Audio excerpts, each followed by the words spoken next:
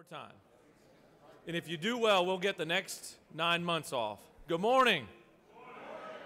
It's great to be here. It's too early. That's too early. The hour of convening has arrived, and the Senate will come to order. At this time, I would like to ask all unauthorized persons to exit the chamber. Chair would like to recognize his distinguished friend and Rules Chairman from Chickamauga. Mr. President, it's sine die. I believe that's Latin for that's all, folks. But it's been a great year, great session. The men and women of the state Senate has provided great service for the people of Georgia. And a moment in history, the man from Ocella told me today it's National Peanut Butter and Jelly Day, his favorite day. The journal's been read and found to be correct. Your wisdom continues to amaze me. Is there objection to dispensing with the reading of the journal? Hearing none, the reading of the journal is dispensed with.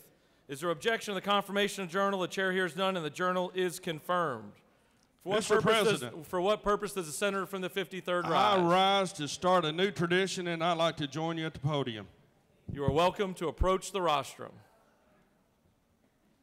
I think.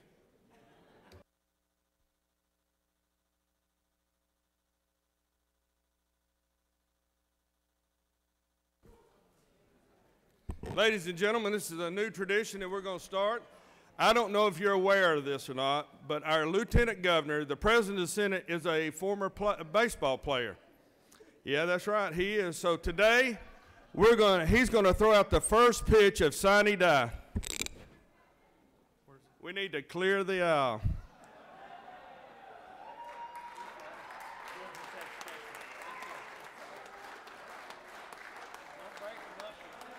All right, we ready? We ready? What's the sign? What's the sign? There we go. There we go. Hey!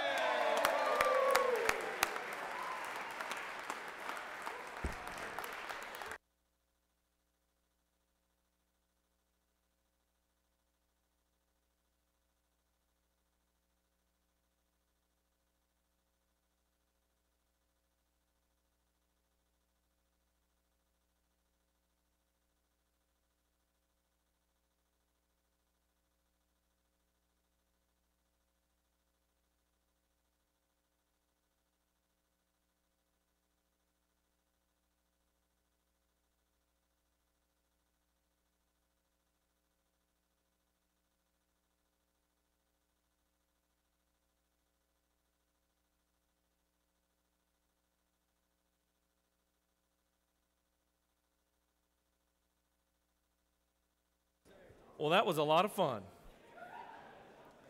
Senator from the 53rd continues to amaze me and all of us. All senators who have bills and resolutions to introduce, please bring them to the Secretary's desk at this time. Ms. Secretary, first reading a reference of Senate bills and resolutions, please. Senate Resolution 520 by Senator Jackson II and others, a resolution creating the Senate Study Committee on Midwifery Practices and for other purposes. Rules. Senate Resolution 521 by Senator Jackson II and others, a resolution creating the Senate Study Committee on creating an agricultural and mechanical university system and for other purposes. Rules. That concludes the order.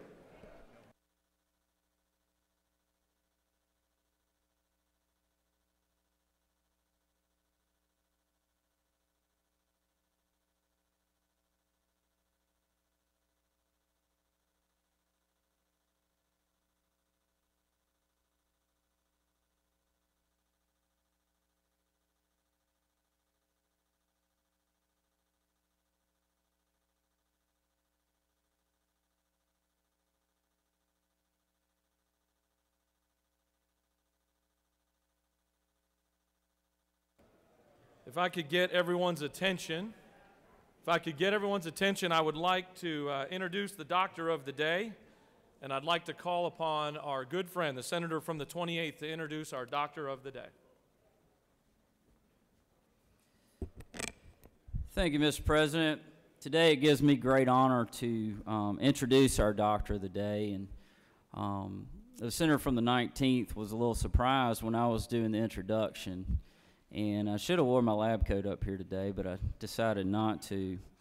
But real quick, our doctor of the day was born and raised in Jessup, Georgia, and after receiving her undergraduate degree from the University of Georgia in biological sciences and organic agricultural production, she received her medical doctorate from the Medical College of Georgia in Augusta. Currently, she is a second-year resident in gynecology at Wellstar Kennestone Regional Medical Center in Marietta, Georgia. She is a delegate to the Medical Association of Georgia's House of Delegates and also serves as secretary for the residents and fellow section of MAG. She is committed to encouraging young women to pursue careers in science, technology, engineering, and mathematic fields, improving maternal mortality rates in the state of Georgia, and strengthening rural health care delivery and quality. She is joined today by Dr. Perry Chip Busby, Program Director for Wellstar Kennestone's OBGYN residency. Dr. Tillery is the proud wife of Senator Blake Tillery, and today is their wedding anniversary. So, Senator from the 19th, I give you the doctor of the day, Dr. Ashley Nicole Tillery.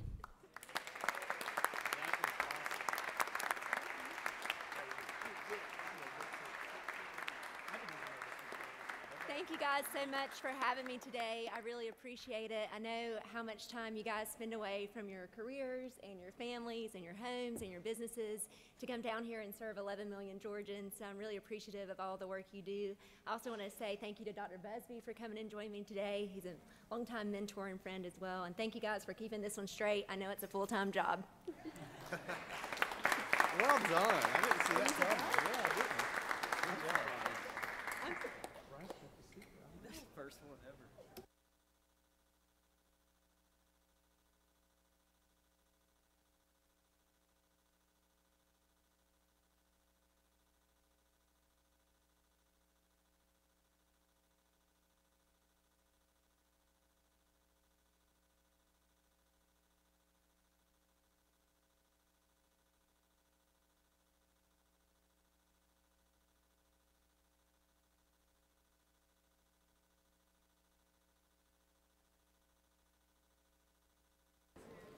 All kinds of fun today already.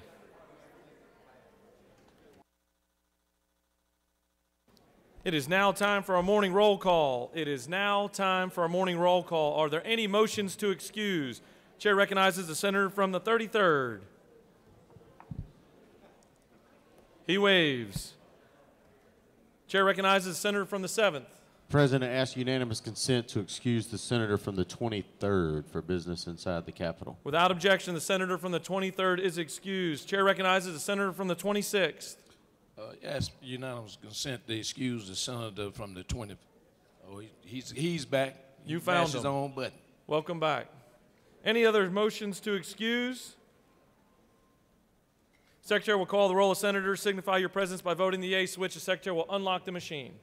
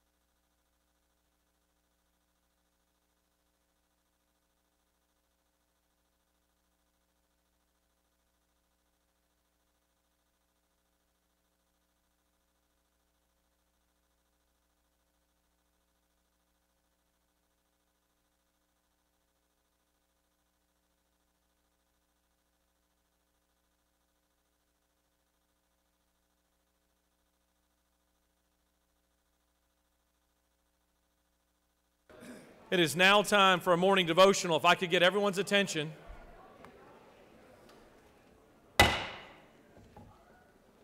Want to make sure we get serious here for a little while. It is now time for a morning devotional. All senators, please take your seats and cease all audible conversations.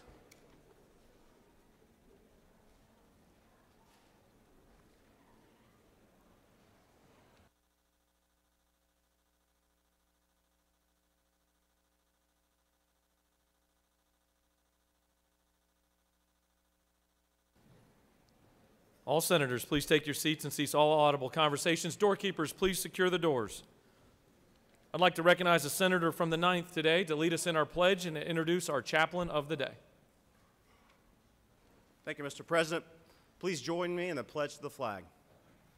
I pledge allegiance to the flag of the United States of America and to the republic for which it stands, one nation, under God, indivisible, with liberty and justice for all. And now the Georgia flag. I pledge allegiance to the Georgia flag and to the principles for which it stands, wisdom, justice, and moderation.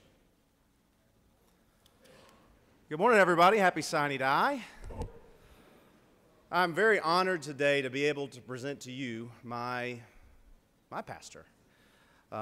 Foley Beach has been very important in my life. He has his list of accomplishments and his resume goes on and on, so we won't go through everything. He is the Archbishop of the Anglican Church in North America. He's the Bishop of the Anglican Diocese of the South, and he is the what's the right term for the church pastor? Excuse me. The rector, as in those positions, he's also the rector of Holy Cross Anglican Church, which is my home church. And I should have known that, but I'm still sort of a new Anglican. I've only been a part of the church for 13 years now. But he's been a joy and honor to have as a pastor over the years. We don't get to see him nearly as much now that he's traveling the world in his duties. A couple other things he does is he is the president of the Anglican Relief and Development Fund. He's the chairman of Global Anglican Future Conference, which represents over 50 million Anglican people of faith around the world. He's married to Allison for 36 years. He lives in Monroe. He's a native Atlantan, and he has 2 adult children. He's a leader in the community. He's engaged in the community. And I had to tell a little story. When before I was elected to public office, we were serving in a church in Sewanee. We had served in a middle school for 5 years, and we had just built our new building. I thought, God, it's good. We're here. We finally made it. We have a building. I was elected to the Lawrenceville City Council, and I could feel it like a lead balloon coming, or a hammer hitting down, God saying, it's time to move on, time to go somewhere else. I said, okay, well, that makes sense. I looked at churches in Lawrenceville. Nothing felt right. After taking a visit to Kentucky to see my brother-in-law, we visited with an Anglican church there, and my wife said, I want to be a part of an Anglican church. We went online to see what was close by. Holy Cross Anglican Church popped up.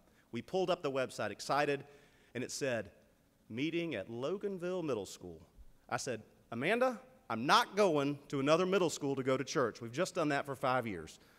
We put it off for another week. We went back and checked again. They said, join us at our new location at Oak Grove Road, which I was excited to do.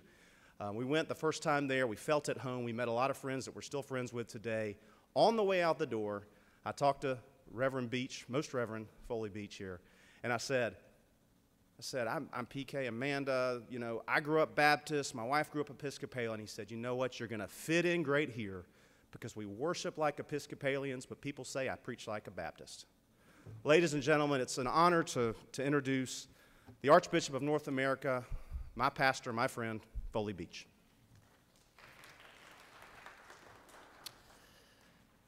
Thank you, Senator Martin.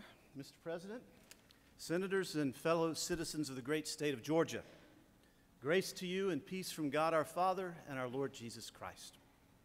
As the Archbishop and Primate of the Anglican Church in North America and the Bishop of the Anglican Diocese of the South, it is a real joy to be with you today. I'm really grateful for this opportunity to be able to stand because I'm someone, believe it or not, that used to play right outside these very doors, as a street kid on the streets of Atlanta. And I can tell you that I'm only here by the miraculous hand of God. As someone, when my mother was arrested on my 12th birthday for selling and using drugs, I personally benefited from the Department of Family and Children's Services, DFACS, as we now call it. They sheltered me and my sisters just right down the road. It was then that the course of my life changed. My path was altered, and God touched me and began to lead me out of darkness. Through the transforming love and power of Jesus Christ in my life, he began a process of healing, of renewing, and of cleansing my life, which still goes on today. But he literally changed my life. I would not be here today, either in life or physically present with you today, if God had not begun changing my life. So I live with much gratefulness. As a spiritual servant leader in our state and our nation, I want to commend this body for seeking to do the right thing in your decisions and for doing the right thing before God. There are those who would seek to use economic blackmail to keep you from doing what is right, to use the power of the purse to take away our choices, our values, and our beliefs. It is not right to blackmail an individual, and it's not right to corporately blackmail a group, especially the state of Georgia. There will always be those who constantly use their power, influence, and money to seek to get you to vote their way. But you have a choice regarding whose voice you're going to listen to. Thank you for your example of prayerfully attempting to do the right thing for the people of Georgia and before God. Remember, God is watching. He not only watches you and me in our personal life, but he watches us corporately. He not only watches, but the Bible says he will help with wisdom, guidance, answers, miracles when we ask him. I read last week where the City Council of Montreal, Canada, announced that it had voted to remove the crucifix which had hung in their chamber for over 80 years. City Councilor Lawrence Lavigny-Lalonde said, "We were going to take the crucifix down during renovations anyways, so we asked ourselves if we were going to put it back up, and we decided that we won't. The context in which it was placed there no longer applies. We need to affirm the secular character of the chamber." The cross was hung in the City Hall in 1937 and was a reminder to politicians that their decisions should be guided by God. Times have changed, Mayor Valerie Plante said. She said it represented another era of the city's history, and they wanted people to know that they had evolved. Well, I realize it's only a symbol, but what she was really saying is that they don't need God around anymore. You know, there's one truth about the Lord in the scriptures, and history has demonstrated over and over and over again. You tell God you don't want him around, and he will oblige you. He will quietly remove himself, along with his blessing, his protection, and his grace, without you even realizing it. He turns us over to our own desires, our own ways, our self-centered mindset, and it always eventually leads to self-destruction. This not only occurs in public life, but in our personal life as well. The great thing about God is his loving kindness and mercy endures forever. And all it takes is a simple prayer asking for help, and he will. Jesus said, "Ask, and it will be given to you. Seek, and you will find. Knock, and it will be open to you. Everyone who asks receives. The one who seeks finds, and the one who knocks, it will be opened." James 1:5 tells us this: "If any of you lacks wisdom, let him ask God, who gives generously to all without reproach, and it will be given to him." So as you do your work on this last day of the session, sine die, and you seek to leave this place and live your own life, remember, the Lord is watching, and all you have to do is ask. I invite you to stand for the prayer and blessing.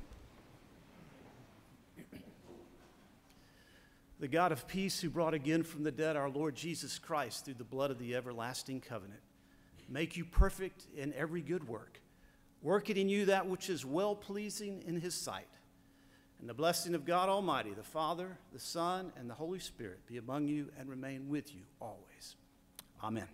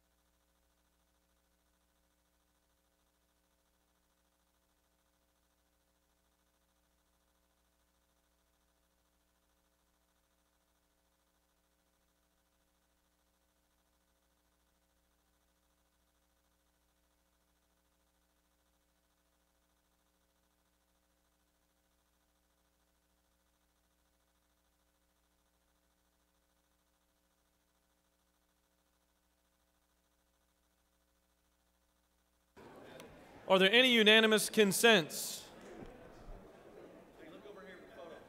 Chair hears none.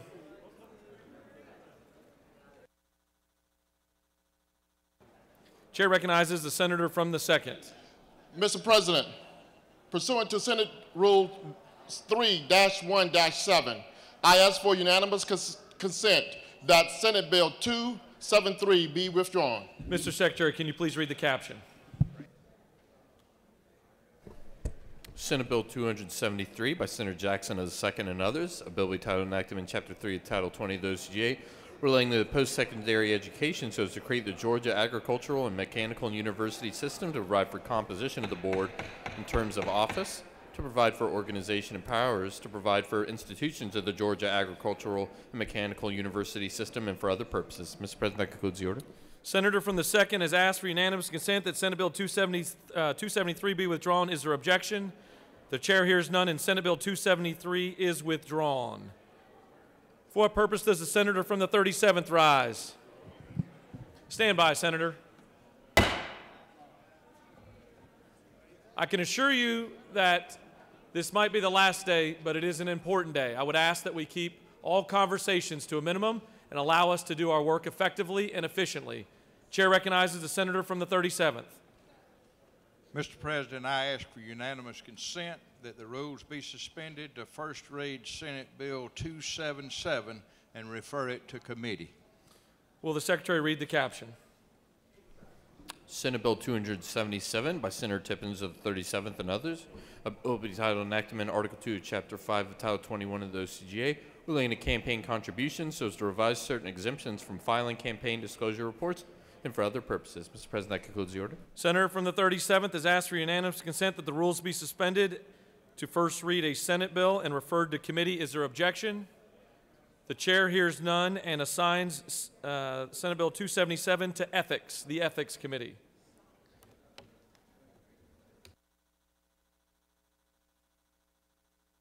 Chair recognizes the senator from the 2nd. Mr. President, I ask for unanimous consent that the rules be suspended to read Senate Bill 278 and refer it to committee. Mr. Secretary, please read the caption.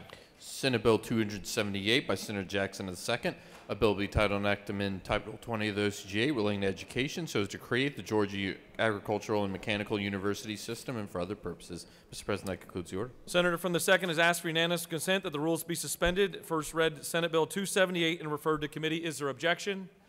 Chair hears none, and the chair assigns Senate Bill 278 to Urban Affairs, the Urban Affairs Committee.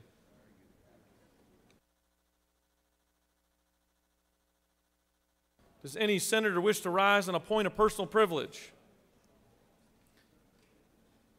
Any senators wish to rise on a point of personal privilege? Chair recognizes the senator from the 43rd.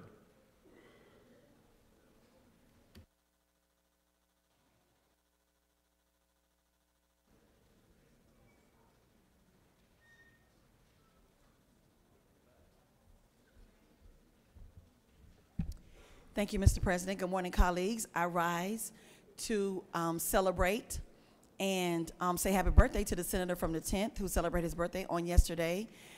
We are grateful to God for his blessings on him, and he is the best delegation chair for DeKalb County.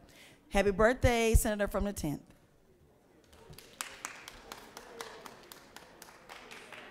Chair recognizes the senator from the 32nd for a point of personal privilege.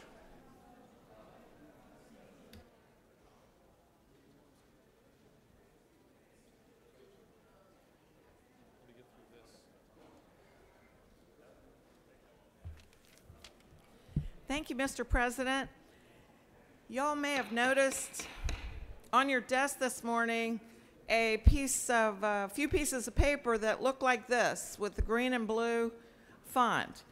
And what this is a direct result of a study committee that we had over the summer on service animals. It was chaired by the senator from the 45th, and also we have the senator from the 13th, the 55th, and the 36th, and myself. And what we learned in that committee is there's a lot of confusion about the difference between a service animal, an emotional support animal, a therapy animal, et cetera. And so what we agreed on is that rather than starting out with legislation, we needed an educational effort. We needed to clear up some of that confusion. So this piece of literature in front of you is our first attempt at an educational piece that we can provide to the public, to state agencies and industry groups. And this was put together by all volunteers, all of whom were experts in the area, and it did not cost the state a nickel.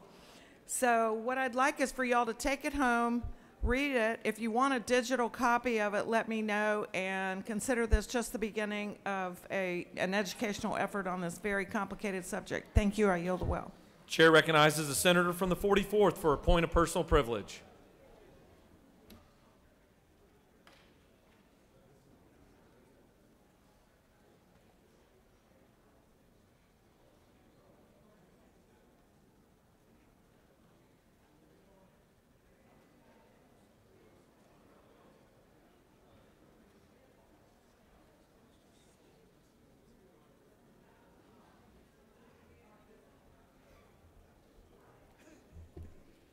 Thank you very much, Mr. President. And Senators, I just rise briefly today to recognize just a few people. I think I left my notes, but during Women's History Month, two ladies who stand out, Miss Michelle Smith, who was the CEO and founder of the National Black Arts Festival here in Atlanta. Also, Miss Sharon Piero, who's an executive, who retired as an executive with Delta Airlines, started out as a flight attendant. Those two ladies, recognize them for their outstanding work for women and for the community. The other person is Dr. Jane Smith. Dr. Smith is with Spelman College.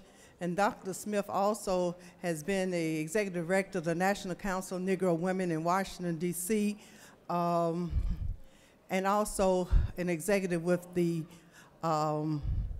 King Center. Dr.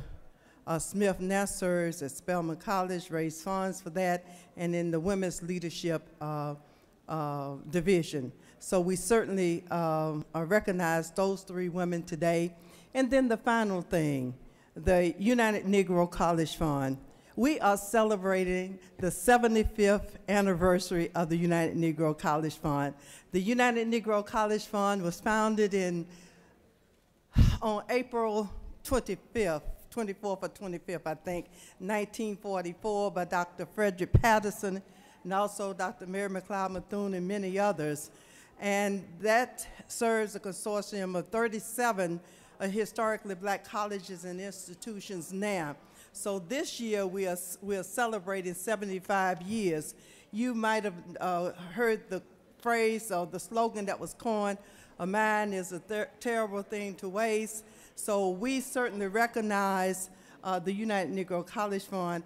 I attended a HBCU and also UNCF school. I know how important they are. They give us opportunities that sometimes we might not have.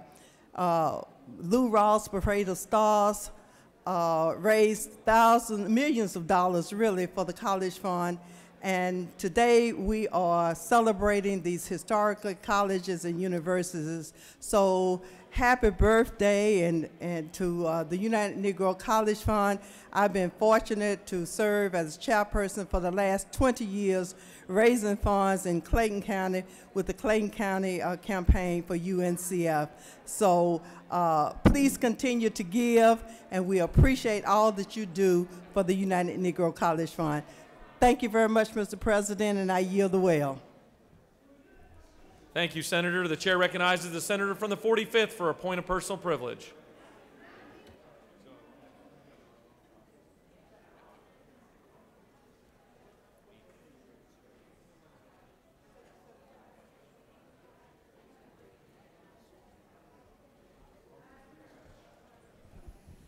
Good morning, ladies and gentlemen of the Senate. Happy Sine Die. It's a great day in Georgia when we get to go home, is it not? The old saying is, if you're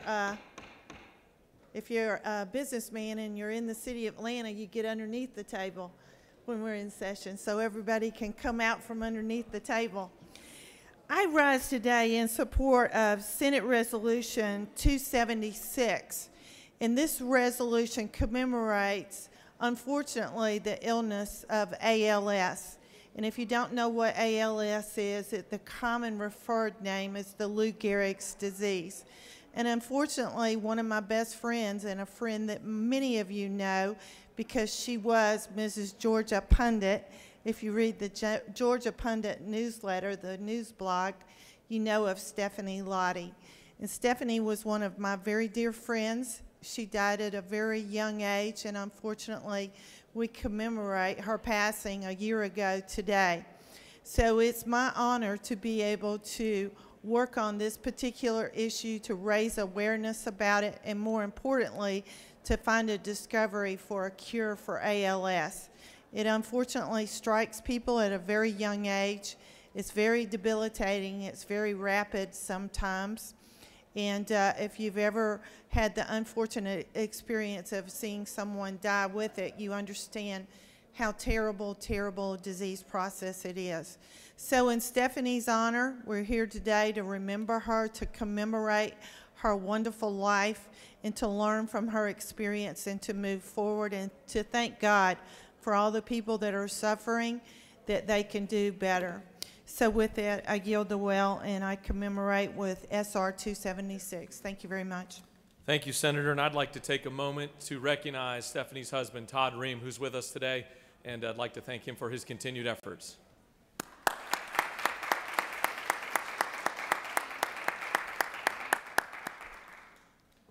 Chair recognizes the senator from the 48th for a point of personal privilege.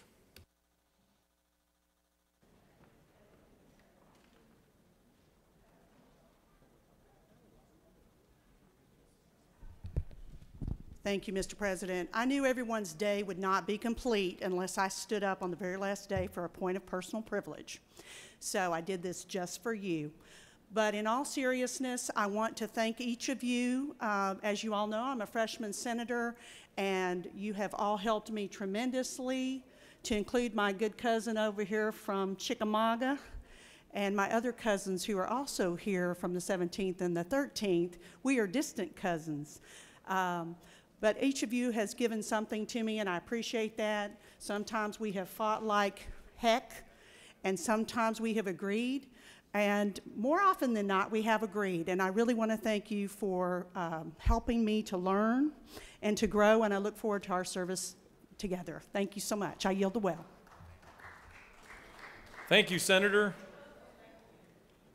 Is the senator? Yeah, there he is. I'd like to take a moment, and seems like we got a rash of birthdays these days. I'd like to recognize the senator from the 16th who's celebrating. Is it your 21st birthday today? Celebrating his birthday today.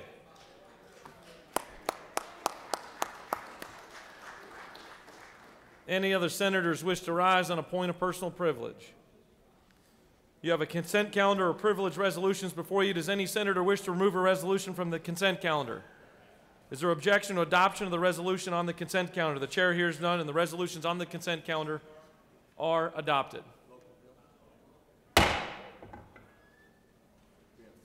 Are there any motions to? We have 3 additional ones. Will the Secretary read the caption? Senate Resolution 526 by Senator Hinson, the 41st, and others, a resolution committing and recognizing Monica Fambro and for other purposes. Is there objection to adoption of the resolution? The chair hears none, and the resolution is adopted. Mr. Secretary, please read the caption. Senate Resolution 527 by Senator Hinson of the 41st and others, a resolution recognizing and committing Nicole Henderson and for other purposes. Is there objection to adoption of the resolution? The chair hears none, and the resolution is adopted. Mr. Secretary, please read the caption. Senate Resolution 528 by Senator Tippins of the 37th, a resolution committing the Georgia State University Panthers men's basketball team for its victory in the 2019 Sun Belt Conference Tournament and advancement to the NCAA tournament and for other purposes. That concludes. Is there objection to the adoption of the resolution? The chair hears none, and the resolution is adopted.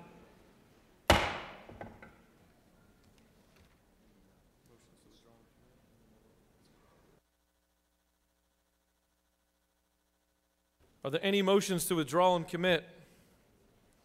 Chair sees none. You've got a consent calendar of local bills before you. Mr. Secretary, are there any objections filed to any of the bills on the local consent calendar? Mr. President, there is an objection filed by Senator Beach and others to House Bill 121. House Bill 121 will be removed from the calendar. Is there objection to agreeing to the report of the Committee on State and Local Government Operations, which is favorable to the passage of the bill that remain on the local consent calendar? The chair hears none. The report of the committee is agreed to. The question is on the passage of the bills on the local consent calendar. All those in favor vote yea, opposed nay. The secretary will unlock the machine.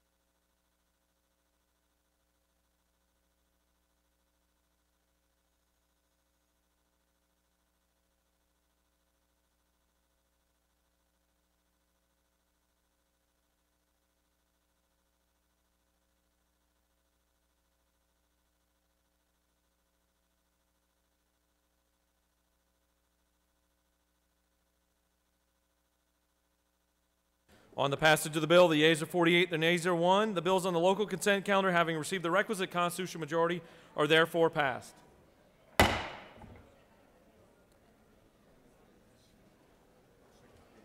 Mr. Secretary, will you read the caption of House Bill 121? House Bill 121 by Representatives Bruce of the 61st and others. A bill will be titled Enactment and Act to incorporate the city of South Fulton in Fulton County, Georgia, approved April 26, 2016, so as to change the corporate boundaries of the municipality and for other purposes. That concludes the order. Chair would like to recognize the senator from the 35th to speak to House Bill 121.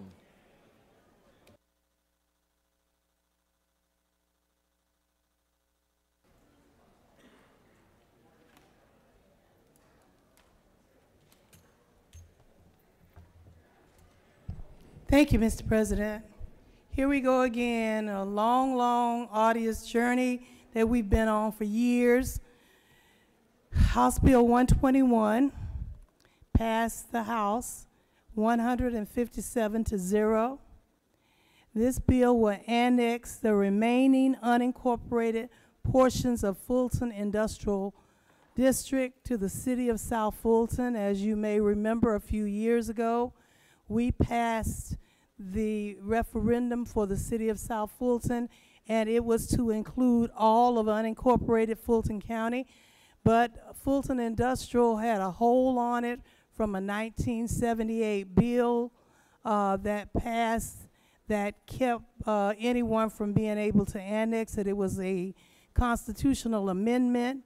And last year, thank you to this body and the House, we passed another referendum to lift that ban, and it was voted on in November by all Fulton County voters, 69+% of the vote, and so it lifted it.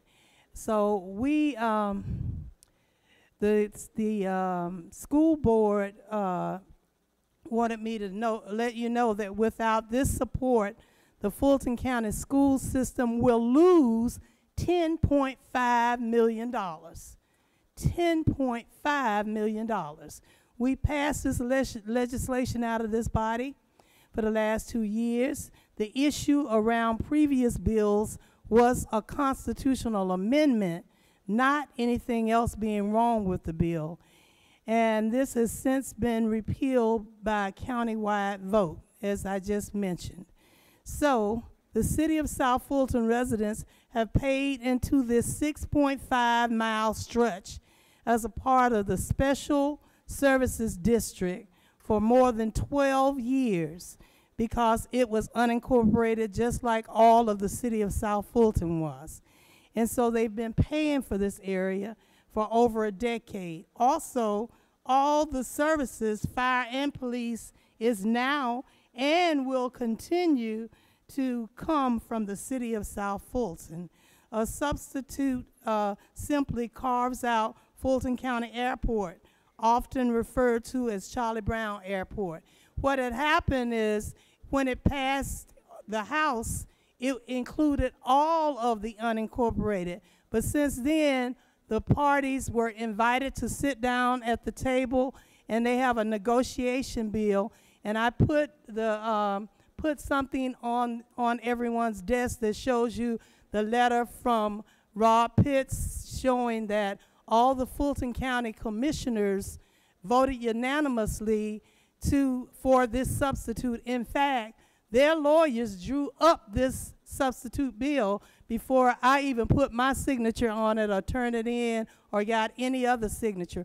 I have been able to get the signatures of more than what was needed in the House and the Senate. So all the signatures, necessary signatures that are required are on this House Bill 121. And Fulton County government, Fulton County schools, and the city of South Fulton are the governing bodies that have fiscally contributed to this corridor for more than 20 years and are all in support of this legislation. Over 442 of the major businesses in the Fulton County Business District have voted and signed referendums and petitions for this to be passed because they want to be. I understand it might be 3 businesses that don't want to be, but they've had all these years to debate this issue, to sit down at the table and to work something out. And they've even gone, Atlanta has even gone to the highest court. They went to every court trying to stop this annexation and to annex it themselves, but to no avail because they even failed at the top court. I ask for your vote on this very important bill to the city of South Fulton in order to stabilize the tax base. It's necessary. And it is a local bill, and the majority of the Fulton Senate delegation supported this bill, who are part of the delegation. And again, I repeat that it passed unanimously in the House. So at this time, I ask for your vote, and I will yield the well and come back if so needed.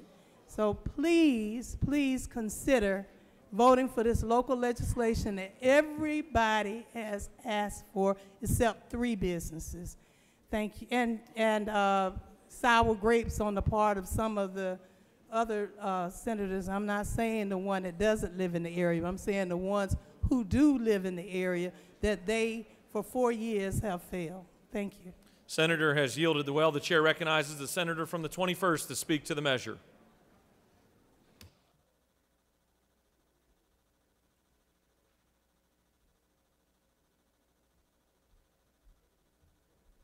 Thank you, Mr. President. I do appreciate all the hard work from the senator from the 35th, but I rise today to ask you to oppose House Bill 121. And I want to tell you why I'm opposing this bill. I don't believe that all parties have negotiated in good faith. There are too many unanswered questions. One, the county airport, the Charlie Brown Airport. Let me just tell you this, folks. This is an economic engine for our region. It's a logistic hub. And just last year, we had to repeal a local ordinance from the city of South Fulton to allow UPS and Coca-Cola to deliver their products. We cannot have that. There are just too many unanswered questions, and to restrict this economic engine of this part of the region. One other note, Fulton County has been providing police service, and they have seen a reduction in crime and sex trafficking in this area. They do contract fire services with the city of South Fulton. But I believe what should happen from this point on is all parties should get together, get around the table, and negotiate in good faith the annexation of this important corridor. This bill has been vetoed twice by the governor, and I don't believe we should send anything to this new governor that has not been improved, and I don't see improvements in this legislation. So I would ask you to vote no and oppose House Bill 121. Mr. President, if there are no questions, I yield the will. You have no questions. Chair recognizes the senator from the 38th to speak to the measure. There's 4 minutes remaining. 4 minutes remaining.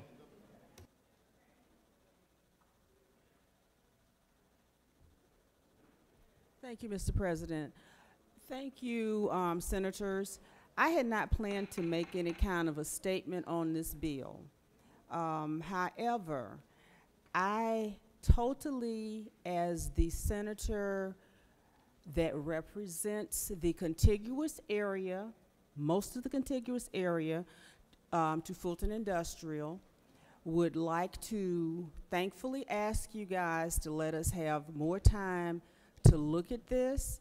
I was never brought to the table. And I represent, as the senator, this area, the majority of this area. And so I am opposed to it, but not because of anybody having a conversation with me, and not because I'm upset that they didn't have a conversation with me.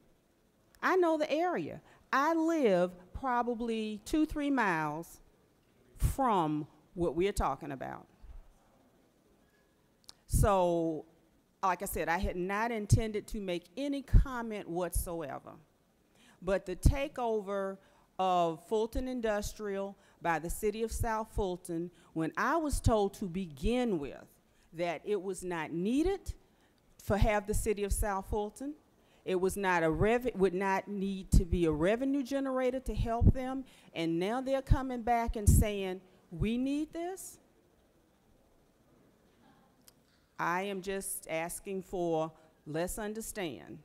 It's not at this point that we probably need to do this, so I'm asking for all of my colleagues to listen to what the senator from the 21st said and understand that being the person that actually, the senator from the 38th actually represents the majority of this area, I don't think it to be a good move at this time. I thank you for listening to me, and I ask you not to vote for this particular measure. Thank you. The senator has yielded the well. Senator from the 35th, there is no closing arguments. There's no closing comments. Chair recognizes, for what purpose does the senator from the 35th rise? Mr. President, I rise to ask to table this legislation, even though we've been working on it for 4 years and everybody had a chance to come to the table. And they were invited to the table over and over again. But I will table. One person said they wasn't invited, but Atlanta was, and everybody else who they're fighting for. So I ask to table this legislation. Senator from the 35th is asked to place the bill on the table. Is there objection?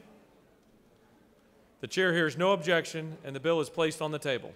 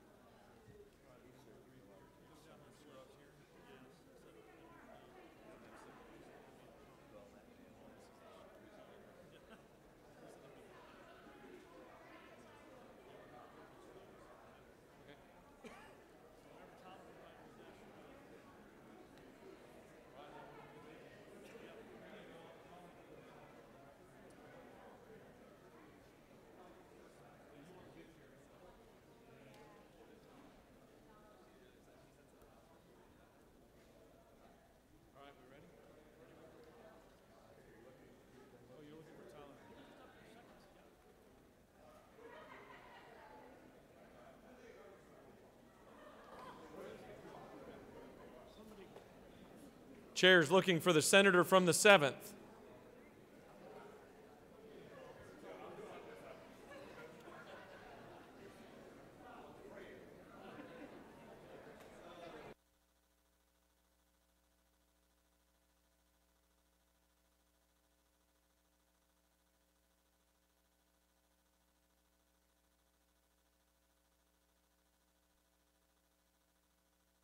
All right, we're going to take up a series of agrees and disagrees to get the morning started here. Chair recognizes the senator from the 7th for a motion. Thank you, Mr. President. I move that the Senate adhere to its disagreement to the House substitute to Senate Bill 72 and that a conference committee be appointed. Ms. Secretary, will you please read the caption to Senate Bill 72? Senate Bill 72 by Senators Harper of the 7th and others, a bill be titled and enacted in Chapter 1 of Title 27 of the OCGA, relating to general provisions relative to game and fish, so as to remove a prohibition on hunting on wildlife management areas, change the date of effective rules and regulations of the Board of Natural Resources, and for other purposes. Mr. President, that concludes the order. Senator from the 7th has moved that the Senate adhere to its disagreement to the House substitute to Senate Bill 72 and that a conference committee be appointed. Is there objection? The chair hears none, and the chair selects the senator from the 7th, the 31st, and the 53rd as conferees for Senate Bill 72.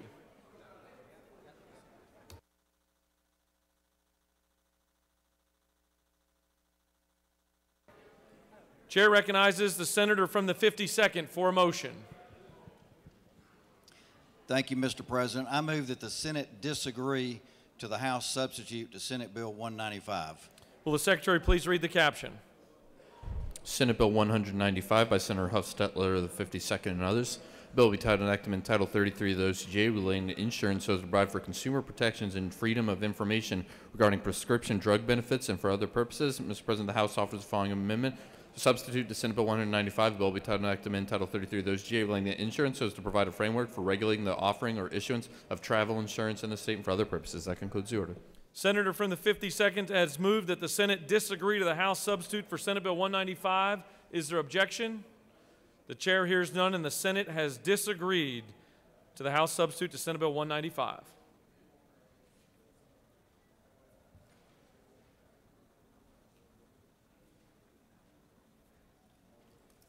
Chair recognizes the senator from the 51st for a motion. Thank you, Mr. President. I move that the Senate agree to the House substitute to SB 2 as amended by the Senate. Mr. Secretary, please read the caption. Senate Bill 2 by Senator Gooch of the 51st and others, a bill will be titled and enacted in Title 46 of the OCGA relating to public utilities and public transportation so as to specifically authorize electric broadband membership corporations and their affiliates to provide broadband services for other purposes. Mr. President, the House offers the following substitute to Senate Bill 2, a bill will be titled and enacted in Chapter 3, Title 46 of the OCGA relating to electrical service so to allow electric membership corporations to engage in certain activities in order to facilitate the provision of broadband services and for other purposes. Amendment 1 by Senator Gooch of the 51st offers the following amendment. Amend the House substitute to Senate Bill 2 by deleting lines 8 and 9, inserting in lieu thereof the following: electricity services and for other purposes. Amendment 2 by Senator Gooch of the 51st offers the following amendment. Amend the House substitute to Senate Bill 2 by deleting the lines 8 and 9, inserting in lieu thereof the following: electricity services, activities, and for other purposes. Mr. President, that concludes the order. Chair recognizes the senator from the 51st to speak to his motion. Thank you, Mr. President. Ladies and gentlemen, we've talked about this bill for 3 years, and I hope today's the last day you'll hear me talk about it. Senate Bill 2 is the bill that authorizes our 41 EMCs across our state to deploy broadband services through an affiliate. The bill has been back and forth through the Senate and the House for several measures.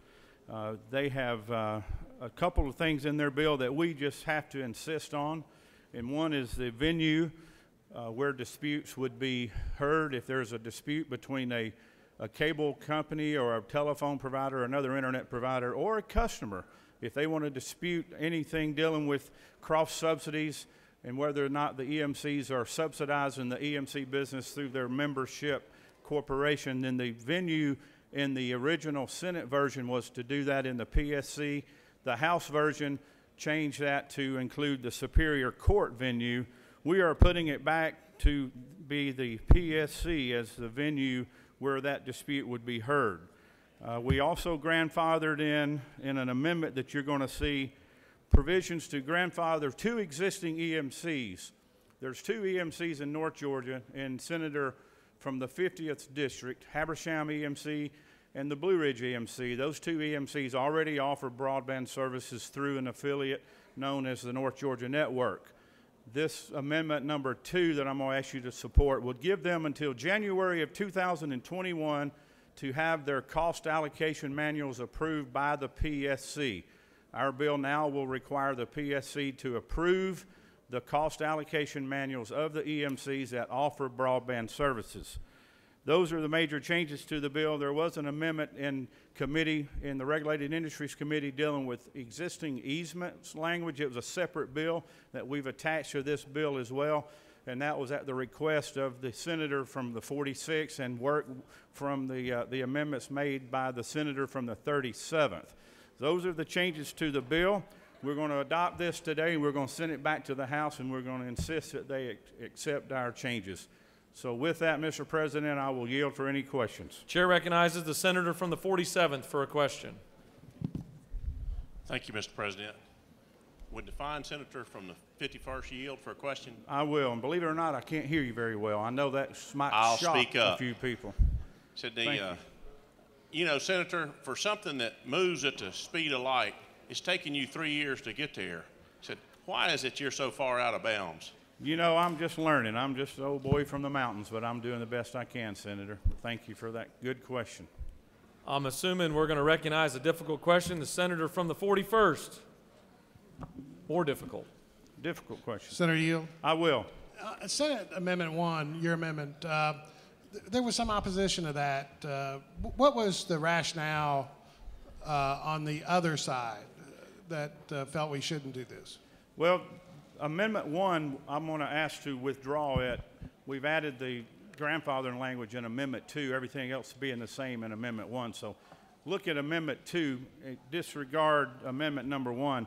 But the main difference between the House and the Senate version is in the cross-subsidy language. If someone wanted to complain or dispute that cross-subsidy, then the venues would be, in the House version, it would be the Superior Court.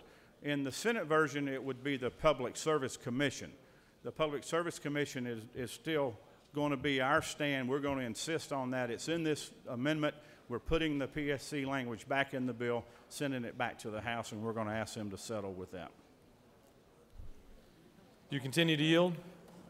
Take one more question. Chair recognizes the senator from the 45th for a question. Would the senator yield? I will. Senator, I'm looking at your amendment number 2, and lines 52 and 53. What is that referencing? Lines 52 and 53 is the amendment that was made by the senator from the 37th from Cobb County, dealing with the easement language that was in a separate bill that came over from the House. We made some changes to that easement language to satisfy the concerns of the senator from the 37th. So you're deleting that language? I'm sorry? You're deleting that language? We are, in 52 and 53, we're deleting, yes, we're deleting lines 291 and 92 as the request of the senator. This seems to be a lot of different changes. There's not a lot of changes. And in this whole issue, there's been debate about the municipal association and also with other people, other entities that have access to cable. How does this affect all of those The people? Georgia Municipal Association has not offered an opinion for or against this bill, to my knowledge. You may be confusing that with small cell. Okay. So is this bill going back to the House? I think you referenced that. It's going back to the House and it's going, you're going to ask for an agree? I'm going to ask for an agree, and I hope you'll stand with me that we insist on this PSC language stay in the bill. So that's the main change, is that when you appeal, you don't go to Superior Court, you go to the PSC. That's correct. And why do you think this PSC would be treating folks more favorably, especially consumers? I don't know that there'll be a huge difference. I think we've had arguments on that. I've been on both sides of this argument. The senator that chairs the Regulated Industries Committee is an attorney, and so is the the senator from the 18th. He's an attorney that has been involved with a lot of these issues dealing with utility companies, and people that I've talked to, including the gentleman to your left, has dealt with the utility business for most of his adult life. So the PSC is up to date on all the issues dealing with cross-subsidy with natural gas and the EMCs. They seem to be a natural fit for this venue. and we think that there may be some resources that would have to be looked at in the future if there's a lot of EMCs that get in the business. At this time, we don't know if there's going to be 1, 20, or 41 of them that engage. But as they do get into the business, the time may come to where the PSC is going to need some additional help if there are issues. So far, I don't think there's been any abuse from the EMCs in the natural gas that required that cross-subsidy hearings to be held, is my understanding. Well, wouldn't you agree that when you get into the gas business and the municipal association, it does have an effect on the gas, because those cities do have gas, but they're regulated by the PSC. Is that not true? No, ma'am, the natural gas industry is deregulated in Georgia. But I mean, when you have complaints, I've been before the PSC with a gas complaint. And this amendment would require that venue to go back to the PSC, similar to that of the gas. Okay, thank question. You're welcome. Mr. President, I'll yield the way and ask for your consideration. We'll withdraw amendment number 1 when I get back to my desk, and I'll ask for support on amendment number 2. Senator has yielded the well.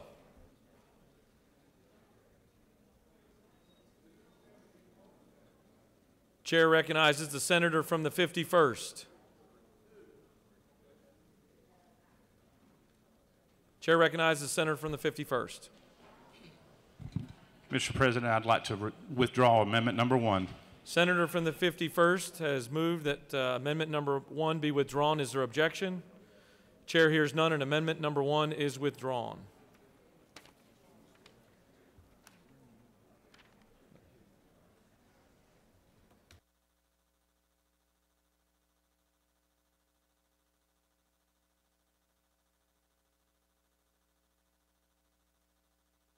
For what purpose does the senator from the 53rd rise? Wave off. He waves.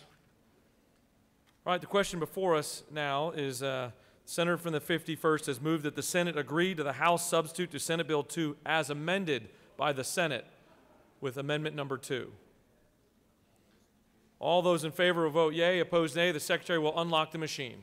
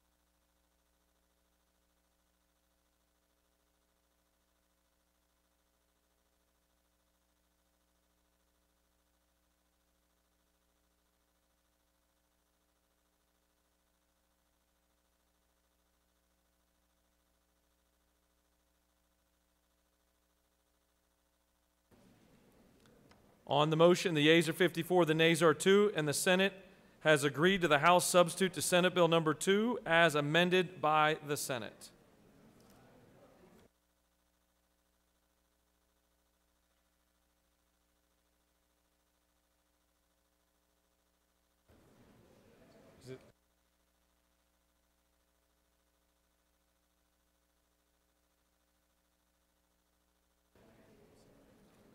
Chair recognizes the senator from the 12th for a motion. Thank you, Mr. President. I move that the Senate agree to the House substitute to SB 68 as amended by the Senate. Ms. Secretary, please read the caption. Senate Bill 68 by Senator Sims of the 12th and others. The bill will be titled enactment Title 20 of the OCGA relating to education so as to strengthen provisions relating to the financial management of local school systems and for other purposes. Mr. President, the House offers the following to substitute to Senate Bill 68. A bill will be titled enactment Title 20 of the OCGA relating to education so as to strengthen provisions relating to the financial management of local school systems and for other purposes. Amendment 1 by Senator Sims of the 12th offers the following amendment. Amend the substitute Senate Bill 68 by replacing lines 8 through 19 with the following: inflexibility contracts and system charters and for other purposes. That concludes the order. Chair recognizes the senator from the 12th to speak to her motion and the amendment.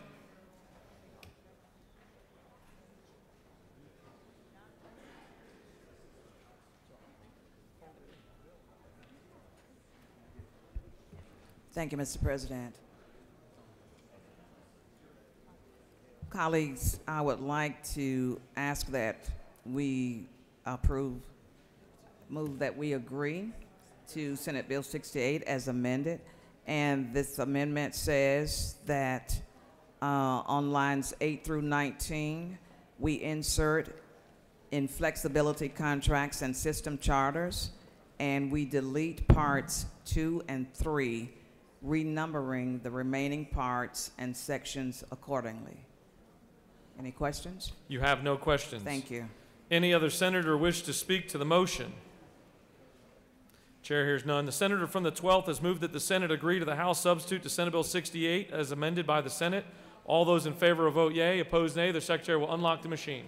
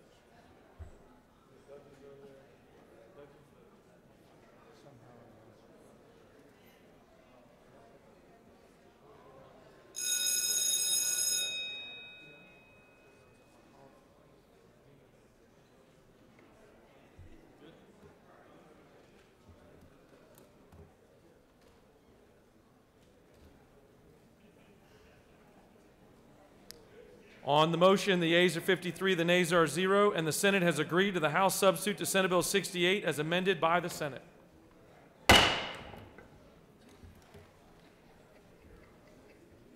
Chair recognizes the senator from the 33rd for a motion. Thank you, Mr. President. I move that the Senate agree to House substitute for Senate Bill 31.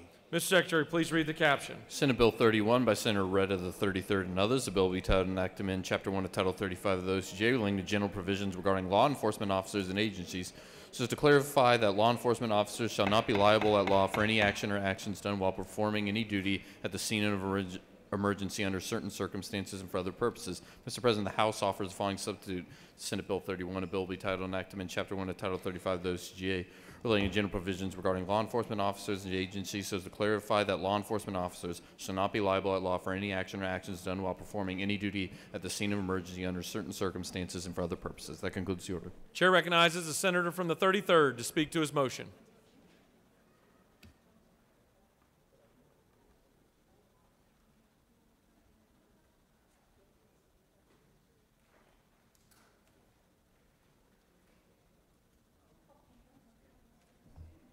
Thank you, Mr. President, my fellow senators, colleagues, friends, and y'all. I ask that you support this bill. It's a good bill that supports law enforcement. It's a pretty simple bill. It's passed unanimously through the Senate and favorably through the House.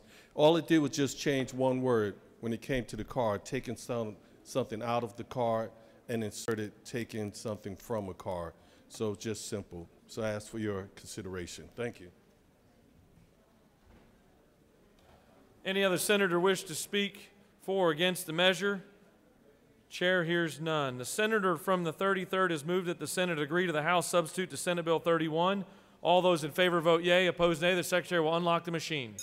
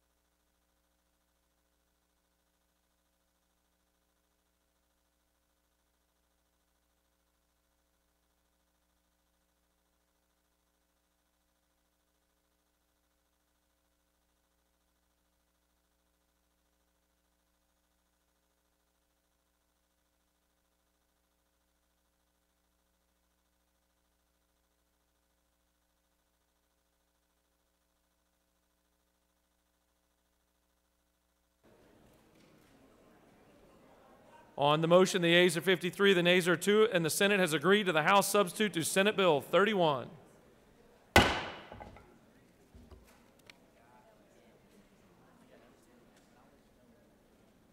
Chair recognizes our distinguished friend from Chickamauga for a motion. Mr. President, I move that the Senate agree to the House substitute to Senate Bill 83. Mr. Secretary, please read the caption. Senate Bill 83 by Senator Moles, the 53rd, and others. A bill be titled Enactment Part 2 of Article 6 of Chapter 2 of Title 20 of the OCGA relating to competencies and core curriculum relative to quality basic education as revised provisions relating to elective courses in history and literature of the Old and New Testament eras and for other purposes. Mr. President, the House offers the following substitute. Senate Bill 83, a bill be titled Enactment Title 20 of the OCGA relating to education, so as revised provisions relative to elective courses in history and literature of the Old and New Testament eras in elementary and secondary education for other purposes. Mr. President, that concludes the order. Chair recognizes the senator from the 53rd to speak to his motion. Thank you, Mr. President. Ladies and gentlemen of the Senate, this is Senate Bill 83, the Bible Literacy Bill. This is one that you voted for 100%, and thank you very much. None of that part of the bill has changed. It is still a teaching bill, not a preaching bill. But the House Education Committee, with my approval, added the REACH program. REACH is realizing education achievement can happen. This is for a needs-based scholarship to help people go to college. And they've expanded that from whatever we have now. And that is all, Mr. President. I would appreciate your vote. If you have any questions, I'd be delighted to ask them. You have no questions. Thank you. I appreciate your vote. Have a good day. Any other senators wish to speak to the motion? Chair hears none. The senator from the 53rd has moved that the Senate agree to the House substitute to Senate Bill 83. All those in favor vote yea. Opposed, nay. Secretary will unlock the machine.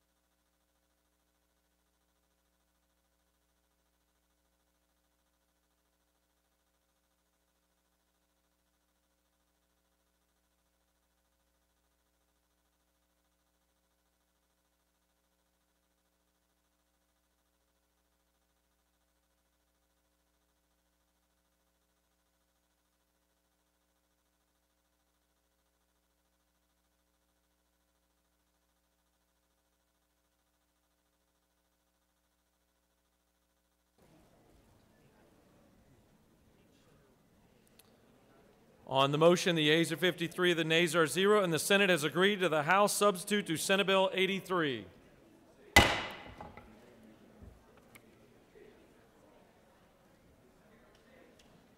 Chair recognizes the senator from the 24th for a motion. Mr. President, I move that the Senate agree to the House substitute to Senate Resolution 67. Mr. Secretary, please read the caption.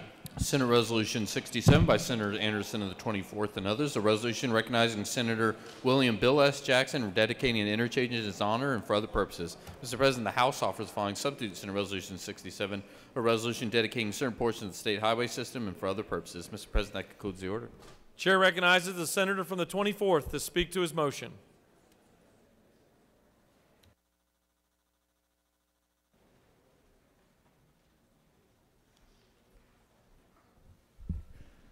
Thank you, Mr. President. All this is a road naming of all the roads and bridges and interchange in the state, and all it did was added some more names. I asked you to punch green. You have no questions. Any other senators wish to speak for or against the motion?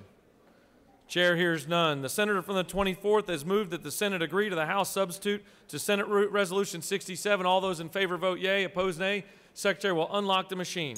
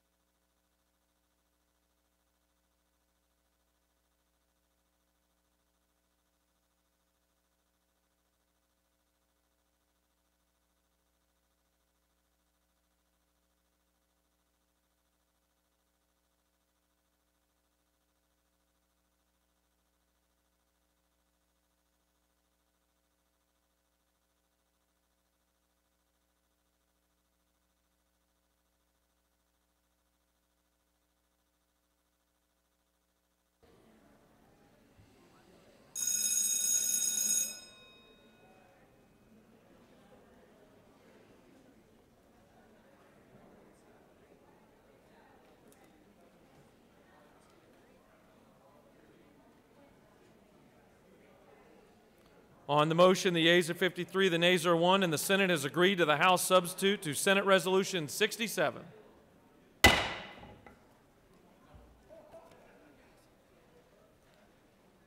Chair recognizes the senator from the 7th for a motion. Mr. President, I move that the Senate agree to the House amendment to the Senate substitute to House Bill 213.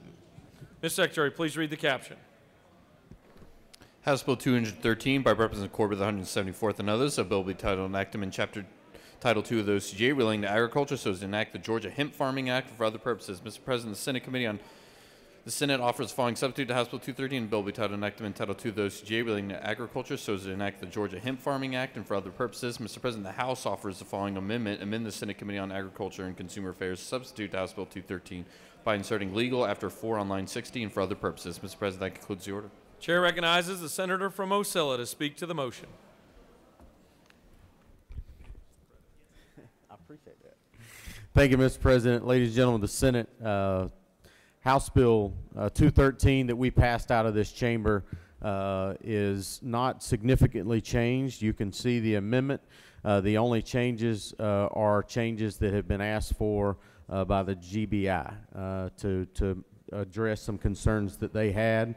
That's basically what it does, Mr. President. If there are no questions, I'll be happy to, if there are questions, I'll be happy to answer. If there are no questions, I'll yield the will. You've done such a good job, you have no questions. Thank you, Mr. President. Any other senator wish to speak for or against the motion?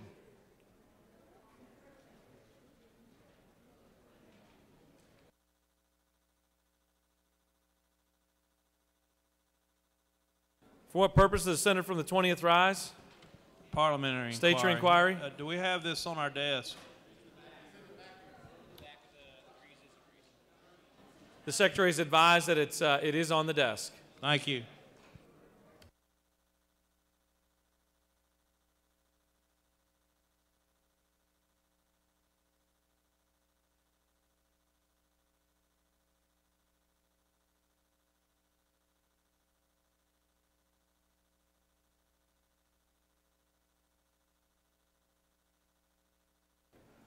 For what purpose does the senator from the 27th rise? Thank you, Mr. President. I ask unanimous consent to be excused from voting on HB 213 pursuant to Senate Rule 5-1.8D. Is there objection to the senator from the 27th? There is no objection, and you are excused. Senator from the 7th has moved that the Senate agree to the House amendment to the Senate substitute to House Bill 213. All those in favor vote yea. Opposed, nay. The Secretary will unlock the machine.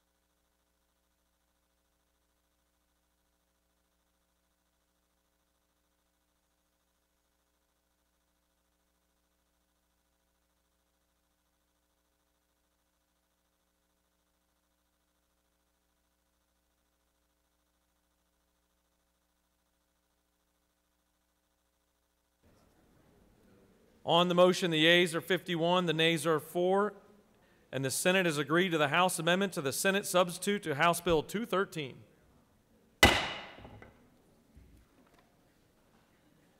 Chair recognizes the senator from the 13th for a motion. Mr. President, I move that the Senate agree to the House amendment to the Senate substitute for House Bill 514. Mr. Secretary, please read the caption. House Bill 514 by Representative Tanner of the 9th and others. A bill will be titled enactment in Chapter 1 of Title 37 of the OCGA relating to governing and regulation of mental health so as to create the Georgia Mental Health Reform and Innovation Commission and for other purposes. Mr. President, the Senate offers the following substitute to House Bill 514. A bill will be titled enactment in Chapter 1 of Title 37 of the OCGA relating to governing and regulation of mental health so as to create the Georgia Behavioral Health Reform and Innovation Commission and for other purposes. Mr. President, the House offers the following amendment. amend the Senate Committee substitute on Health and Human Services to House Bill 514 by striking 23 on line 30, inserting in its place 24, and for other purposes. Mr. President, that concludes the order. Chair recognizes the senator from the 13th to speak to his motion. Thank you, Mr. President. This bill creates the Commission to Study the Mental Health Services in the state of Georgia, and the amendment simply adds a representative from the Community Service Board to be a voting member, and a judge who presides in the accountability courts, which both makes perfect sense, and the Commission of the Department of Community Supervision. So I ask for your favorable consent to this bill. Thank you. Senator has yielded the well. Senator, any other senator wish to speak for or against the bill? Chair hears none.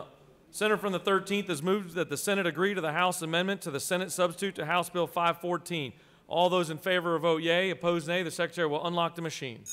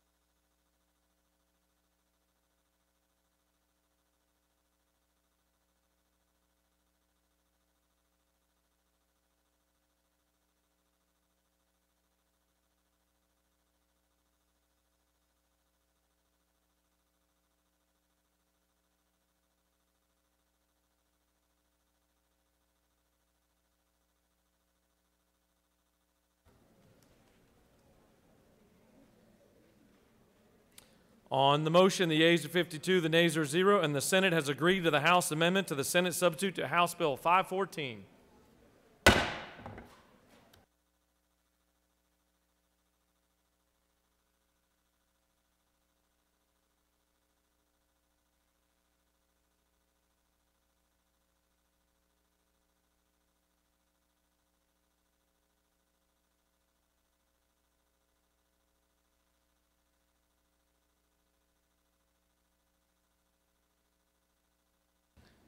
Once again, the chair would like to recognize his good friend, the senator from Chickamauga, for a motion.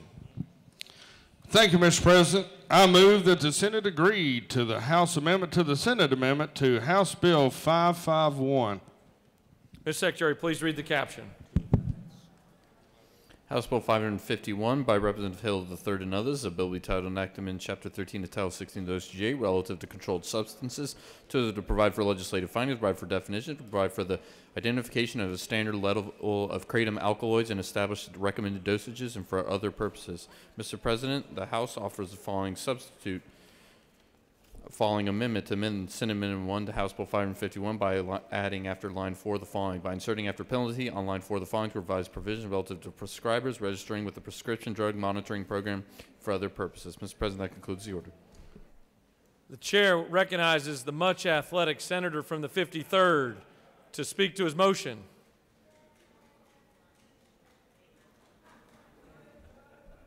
Thank you, Mr. President. Just long-time tradition that only one other does it with me, but okay.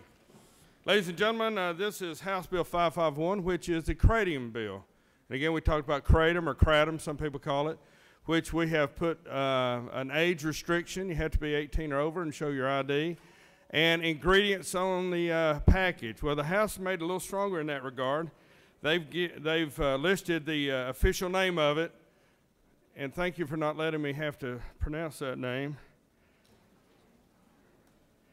Okay, and they made sure that the ingredients was more specific. That's all they've done, and they've improved the bill. So, yeah, I'll be glad to answer any questions. Chair recognizes the senator from the 45th for a question. Yes, ma'am. Mr. Chairman, would you yield? Of course. It looks like the House added an amendment that says if you have an infraction or a previous consent order, they would rescind any decision if you had an infraction with the PDMP. Do you know why they did that? I cannot tell you, but it's a good thing. Well, you know, would you further yield? Of course. Would you not agree that we have tried our best to tighten up the PDMP because of the opioid crisis? And that's what they've tried to do here, isn't it? Would you further yield? Yes. It looks to me like they're loosening up restrictions that if you had a previous order and it was not favorable, that they're rescinding that order. Well, that was not my understanding. My understanding was they strengthened the bill that we originally sent to them. So you're agreeing to this amendment? I am, because I need the Kratom bill to move forward.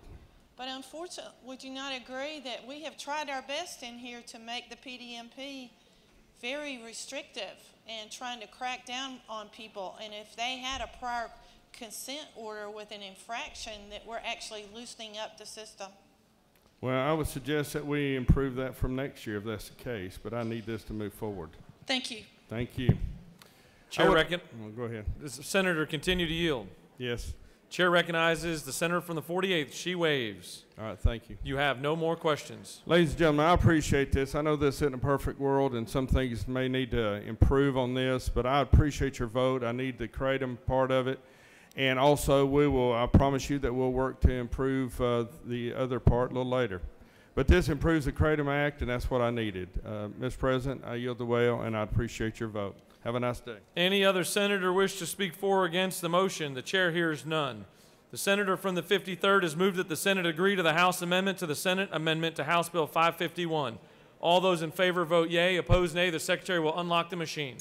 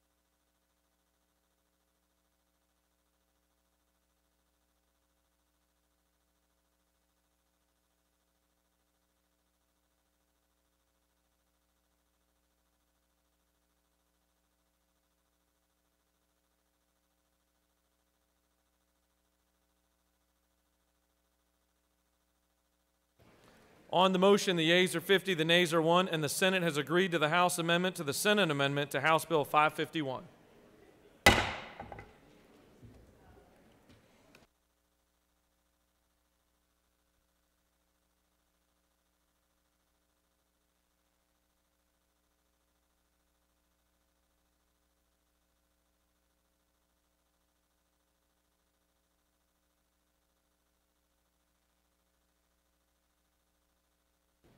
Chair recognizes the senator from the 52nd for motion. Mr. President, I ask for unanimous consent that House Bill 85 be taken from the table. Senator from the 52nd has asked that House Bill 85 be taken from the table. Is there objection? The chair hears none. Mr. Secretary, please read the caption. House Bill 85 by Representative House from the 170th and others, a bill be titled and act to amend Code Section 48-8-3 of the OCGA relating to exemptions from sales and use tax so as to exempt sales to organ procurement organizations from sales and use tax and for other purposes. Mr. President, the Senate Committee on Rules offers the following substitute to House Bill 85. Bill be titled and act to amend Chapter 8 of Title 48 of the OCGA relating to sales and use tax so as to exempt sales to organ procurement organizations from sales and use tax and for other purposes. That concludes the order. Chair recognizes the senator from the 52nd to speak to House Bill 85.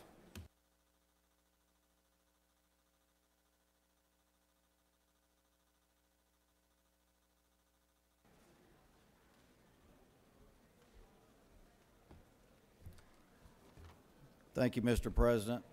The underlying bill related to organ procurement procedures and would make those that do that equal to the blood banks in exemption. We've done this and another measure for improving organ harvesting, including we had the DNR bill that will have them check off on that.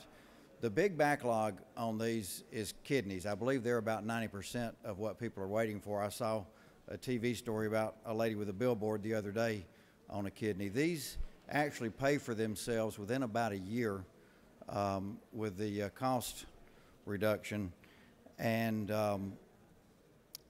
anything we can do in this is a money saver in the long run when we do this. Now, you'll see a fiscal note on here. However, in rules lines 16 through 19 were added.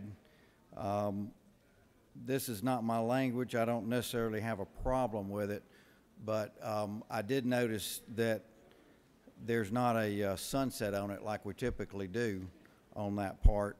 And the good representative in the House, I have a gentleman's agreement with a lady over there.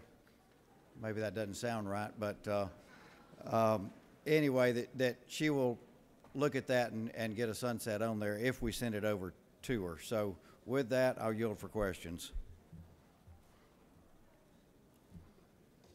You have a question. Chair recognizes the senator from the 48th.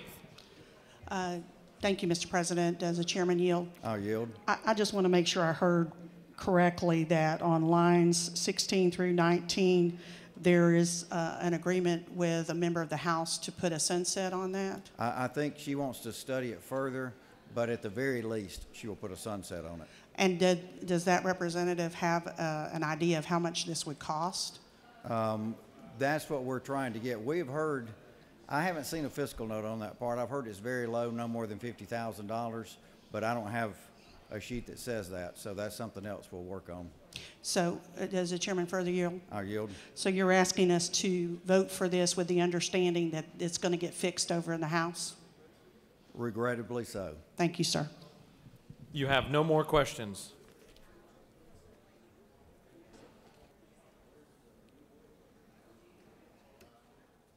Do you want to speak again? Your button's pushed again. Does any other senator wish to speak for or against the bill? The chair hears none. The question is on the adoption of the committee substitute. Is there objection to adoption of the committee substitute? Chair hears none. The committee substitute is adopted. Is there objection to agreeing to the report of the committee which is favorable to the passage of the bill? Chair hears none. The report of the committee is agreed to. Shall the main question be now put? Are there any objections? The chair hears none. The main question is ordered. Shall this bill now pass by substitute? The question is on the passage of the bill by substitute. All those in favor vote yea. Opposed, nay. The secretary will unlock the machine.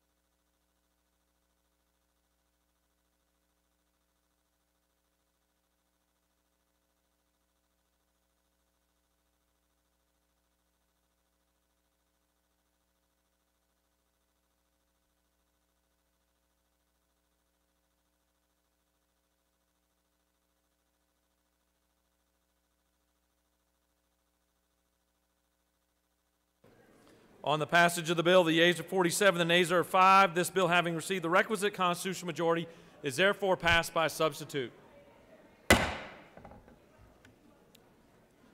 Chair recognizes the senator from the 46th for a motion. Thank you, Mr. President. I ask for unanimous consent that House Bill 406 be taken from the table. Ms. Secretary, please read the caption. House Bill 406 by Representative Williamson of the 115th and others, a bill be titled and Title Title 36 and Title 48 of the OCGA relating to local government revenue and taxation respectively, so as to require joint authorities to furnish certain information necessary for the state auditor to determine the net impact of their activities on associated tax digests for other purposes. Mr. President, Senator Kauser offers and others offers the following amendment. Amend House Bill 406 by replacing line 14 with the following. Joint authority with established revenue sharing agreements between the joint authority and its participating local governments and revenue emanating pursuant to such an agreement shall furnish to the State Revenue Commission and the State Auditor. That concludes the order. Senator from the 46 has asked for unanimous consent that House Bill 406 be taken from the table. Is there objection? Chair hears none, and House Bill 406 is back on the table, back off the table. Chair recognizes the senator from the 46th to speak to House Bill 406.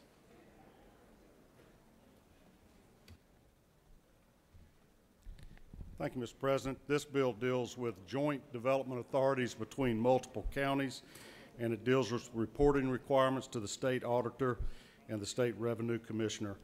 These counties that receive revenues from joint projects need to allocate and divide their income for their tax digest. That's the purpose of the bill. It doesn't impact taxes other than the reporting requirement. The amendment was at the request of the joint development authorities which do not receive income, that it would be unduly burdensome on them to have to file these annual reports when there is no allocation of tax money, and so it exempts them unless they have an active project that's producing revenue. They do not have to file the annual report. I would ask for you unanimous, well, I'd love to see a unanimous vote, but I'd ask for your support, yield to any questions there may be. You have no questions. Thank you. Are there any other senators that wish to speak to the amendment or to the measure? All right, we'll take up amendment number 1. The question is on the adoption of amendment number 1. Is there objection to the adoption of the amendment? The chair hears none, and the floor amendment is adopted. Is there objection to agreeing to the report of the committee, which is favorable to the passage of the bill? The chair hears none. The report of the committee is agreed to. Shall the main question be now put? Are there any objections? The chair hears none. The main question is ordered. Shall this bill now pass as amended? The questions on the passage of the bill as amended. All those in favor vote yea. Opposed, nay. The secretary will unlock the machine.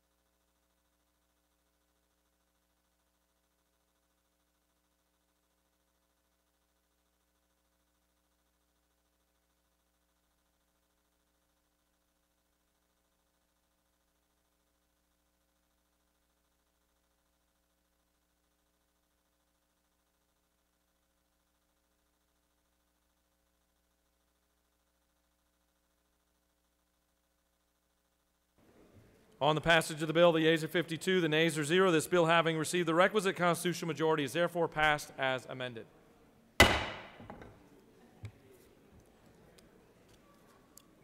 Chair recognizes the senator from the 1st for a motion. Mr. President, I ask for unanimous consent that House Bill 445 be taken from the table. Mr. Secretary, please read the caption to House Bill 445. House Bill 445 by Representative Hogan and the 179th and others, a bill be titled and act to amend Part 2 of Article 4 of Chapter 5 of Title 12 of the OCGA, relating to shore protections and for other purposes. Mr. President, that concludes the order. Senator from the 1st has asked for unanimous consent that House Bill 445 be taken from the table. Is there objection? There is objection. There is objection.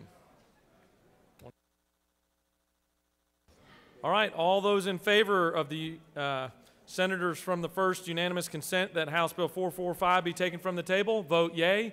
Opposed, nay. The Secretary will unlock the machine.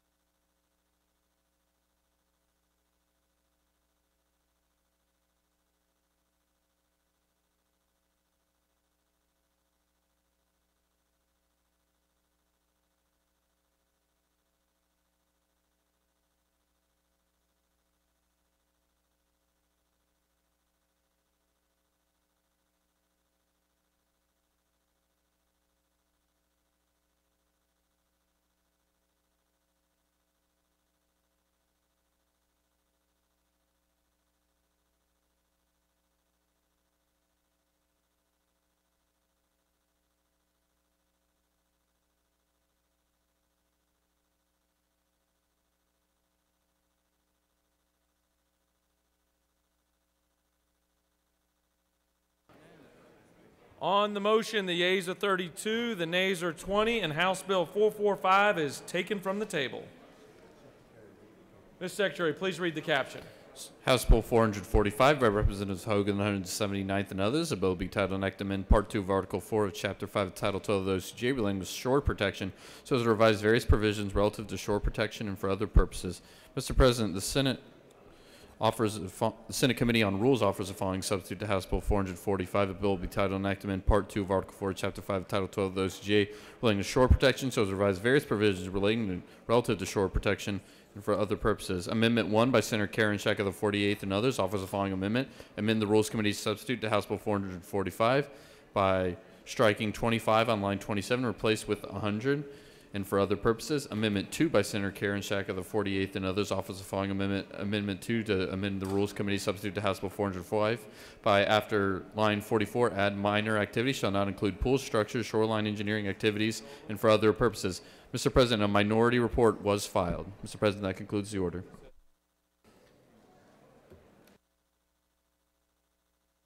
Chair recognizes the senator from the 1st to speak to House Bill 445.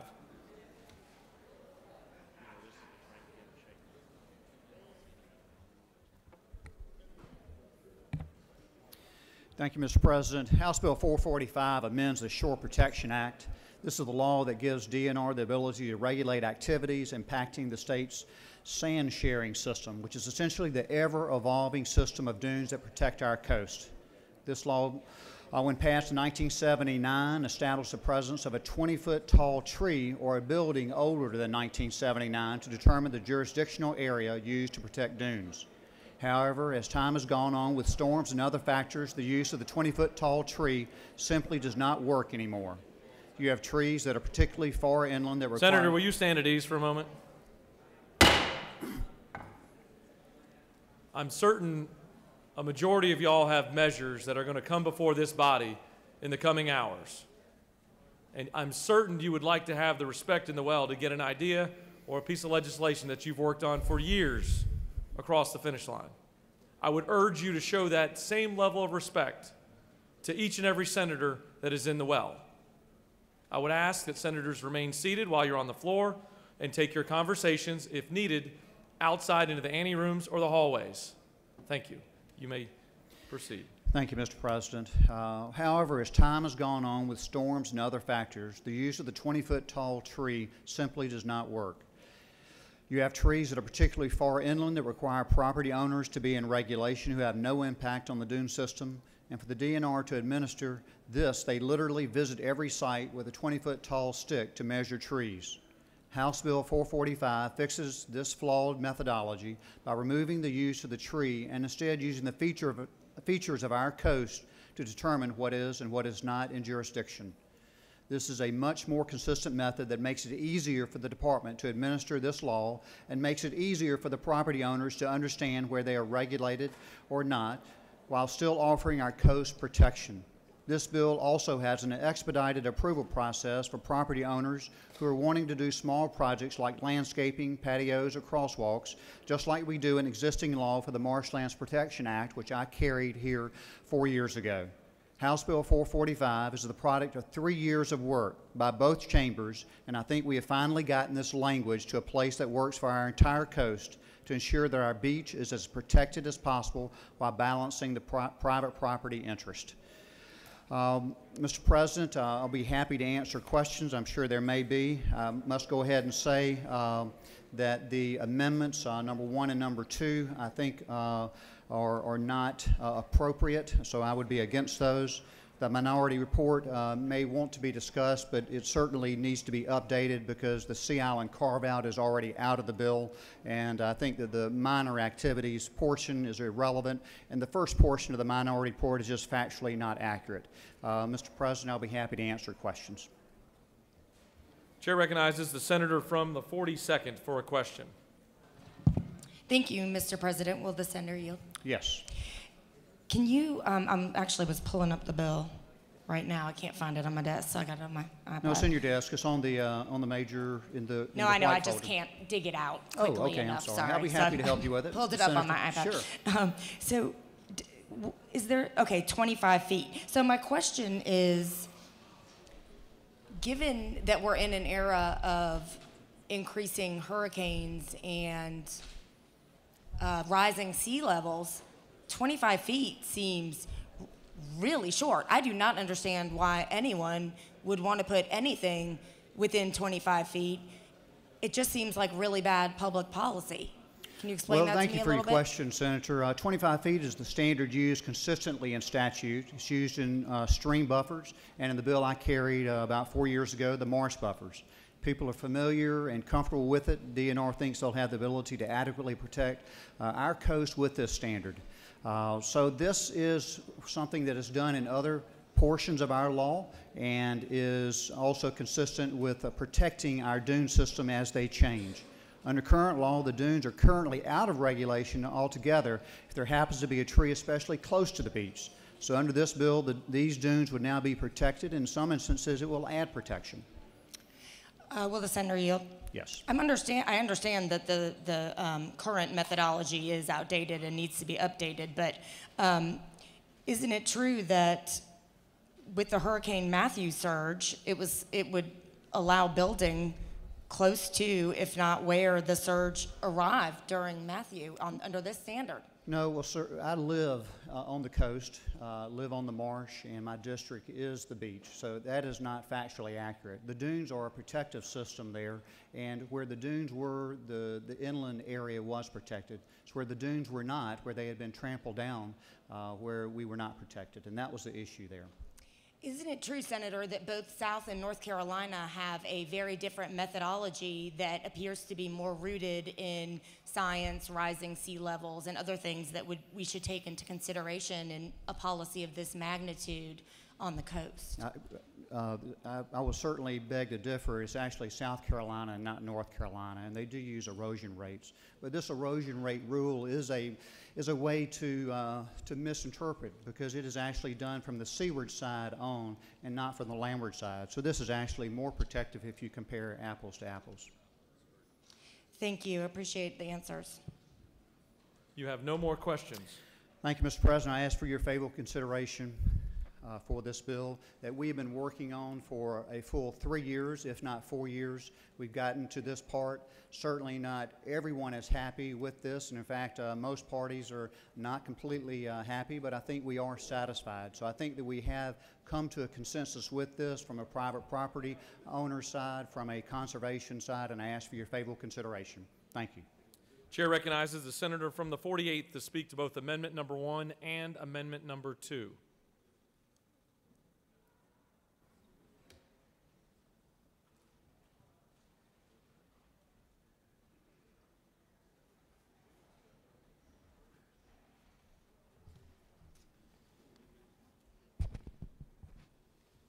Thank you, Mr. President. I rise for 2 amendments to the bill, and I do want to commend the senator from the 1st and others for taking out the Sea Island carve-out. Appreciate that change. For Amendment Number 2, we would add that a minor activity shall not include pools, structures, shoreline engineering activities, or any other activity that involves poured concrete or other materials similar to poured concrete. This gives added protection for the activities that should be monitored. Amendment Number 1 changes 25 feet to 100 feet, and that is as listed on the amendment at line 27. So I've changed 25 to 100, then on line 28, changing 25 to 100, and then on line 30, changing 25 to 100. As you will see in your handout, a lovely picture of the proposed jurisdictional limits, and you'll see where it currently shows 25 feet in the diagram. We are proposing to change that to 100 feet. For all 3 circumstances, and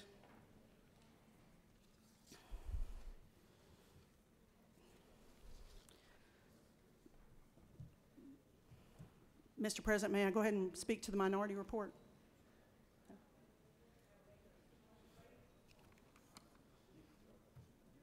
Yes, I recognize you to speak to both amendments. Thank you, sir. I'll go ahead and speak to the minority report that was also, you should have a copy at your desk. The two big issues that remain with this bill, in lines 52 to 54, the permit issuing authority is eliminated and prevents a local government from adopting a program of shore protection that goes beyond the state standard. This is objectionable during a period of rising sea levels and increasing frequency and strength of storm events.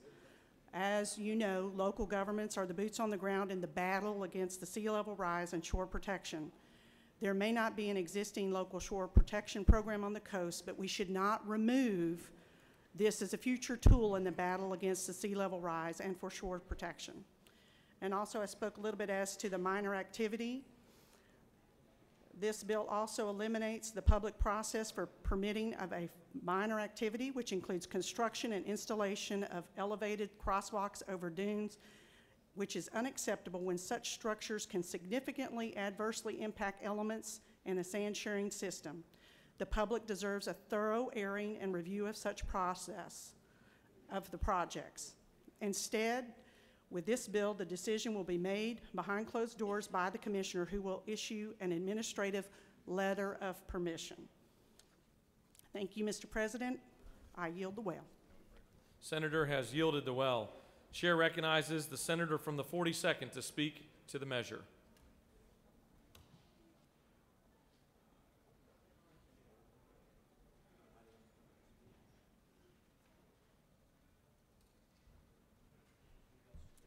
Thank you, Mr. President.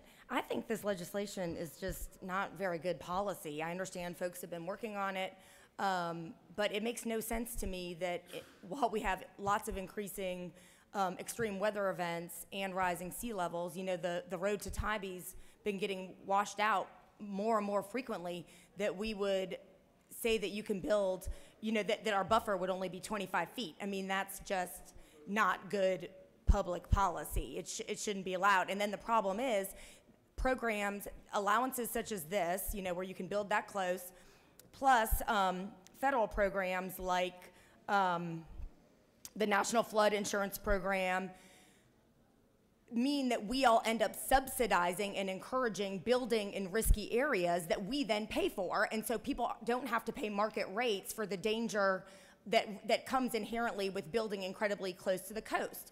So those costs are not borne by the homeowner or the private property owner that's putting expensive buildings much closer to the ocean than is prudent. It is actually borne by all the taxpayers.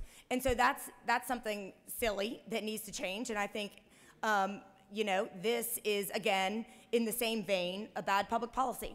So I'm going to vote no and encourage you to do the same. Thank you, Mr. President. Chair recognizes the senator from the 2nd to speak to the measure. Thank you, Mr. President. Today I rise in support of Amendment 1, the lady of the 48th Amendment, that increases the dune from 25 feet to 100 feet for shoreline protection. This does not exist for existing dunes or existing shore stabilization structures, but where there's no dunes or no stabilization, there must be at least 100 feet, we think, because during Hurricane Matthew surge, it extended over 50 feet. During a natural disaster, houses and people residence structures will be in jeopardy. Let's protect our shoreline, let's protect houses, let's protect our constituents. And we thinking passing Amendment 1 goes in that direction. House Bill 445, a lot of work has gone into it. It's been talked about, and this probably won't be the last time we talk about protecting our shorelines and protecting the residents that live on our shorelines. But Amendment 1 makes this bill better. So I urge you to vote for Amendment 1. Thank you, Mr. President. Senator has yielded the well. The chair recognizes the senator from the 7th to speak to the measure.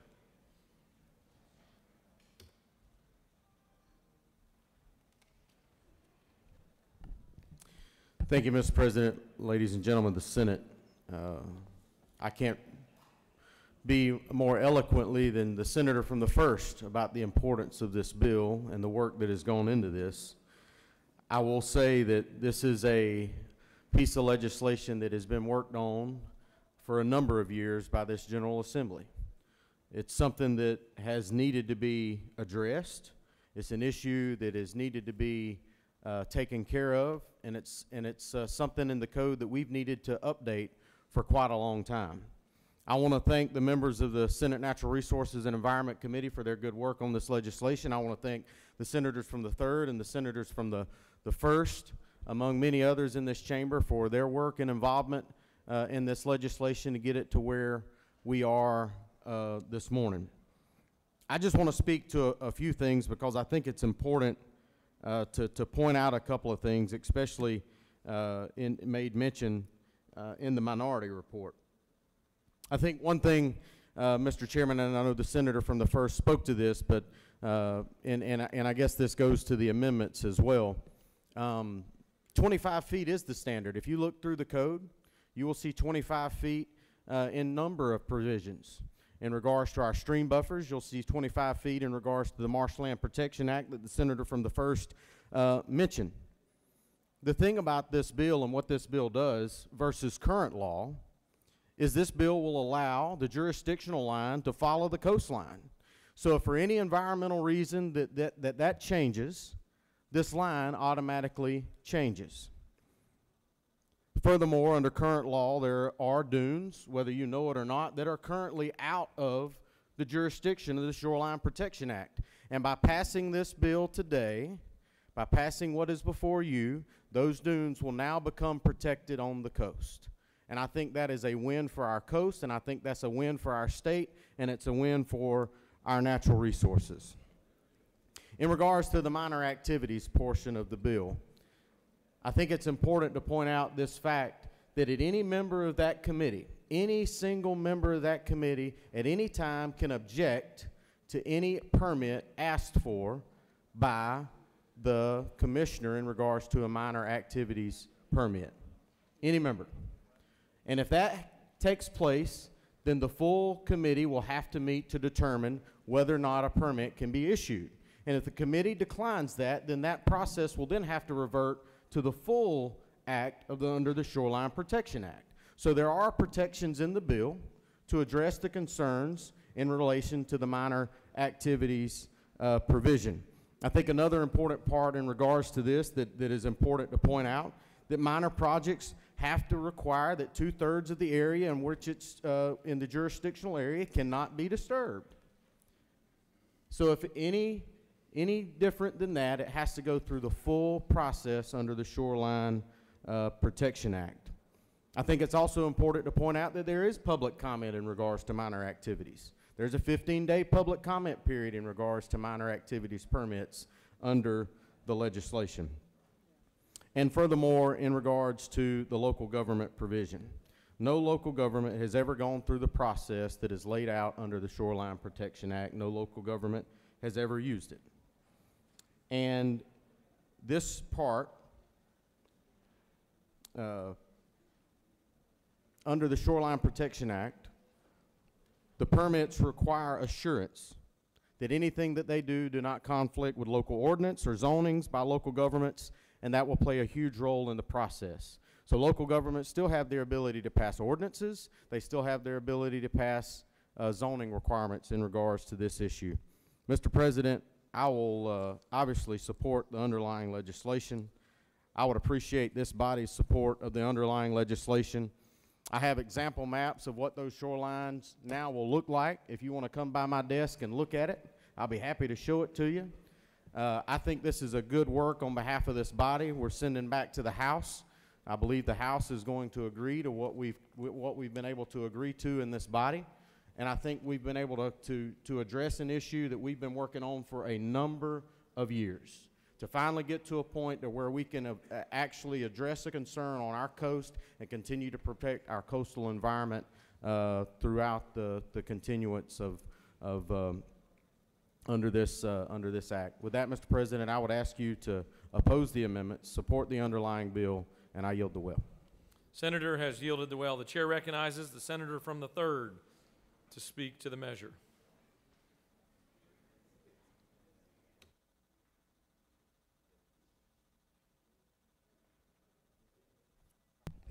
Thank you, Mr. President. I rise in support of House Bill 445 and in opposition to all of the amendments. I want to just address several things in the minority report. First of all, let me say, though, that the law will have uniform application up and down our coast. There are no carve-outs for any entities. All of that has been removed, and rightfully so, from the bill. With respect to the first objection in the minority report, nothing prevents a local government from enacting zoning laws that might have tighter restrictions. All the bill does is remove the local governments from the shoreline protection process.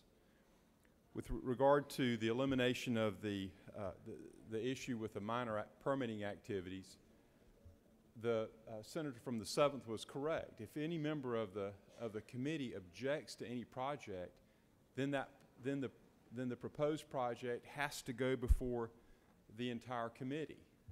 And I'd like to note one thing that's mentioned in the minority report about objections of crosswalks going over the dunes. Crosswalks can actually protect the dunes because you're walking over them. When you don't have a crosswalk, people walk and they trample them down, and then that dune system is actually damaged. So to get into to do what we've been asked to do on this minority report is actually detrimental to our sand dune system.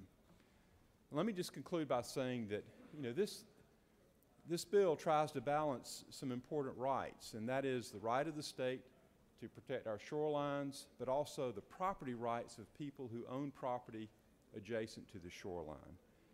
And if we start setting setbacks that are much greater, then we're going to get into those property rights issues.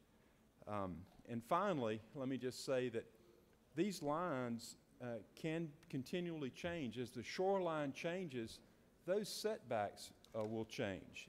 Once the line is marked, they're not that way forever. And I think that the bill recognizes that this will be an ongoing process of marking of lines as people seek to construct next to the shore, and it strikes an appropriate balance for the citizens of our state. Mr. President, I yield the well. Senator has yielded the well.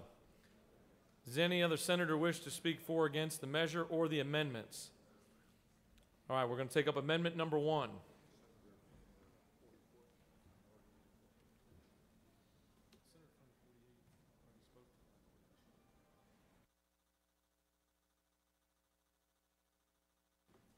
Does the senator from the 44th wish to additionally speak to the minority report that the senator from the 48th spoke to? She waives. All right, we'll take up amendment number 1.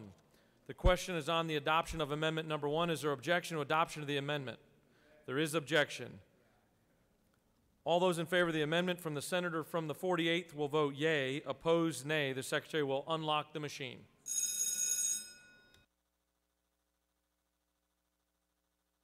For what purpose does the senator from the 48th rise? Isn't it true that without amending this from 25 to 100 feet, this bill will be unscientific, dangerous, and also an attack on local control? That question is up to each and every senator to make on their own.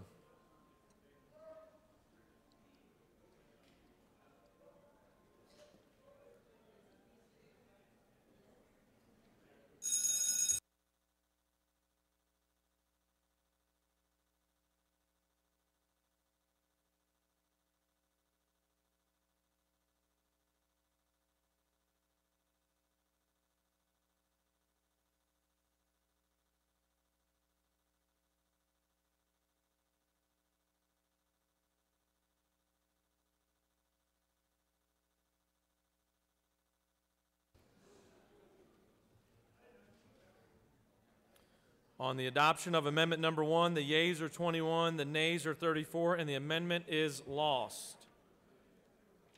All right, now we're going to take up amendment number 2. Amendment number 2.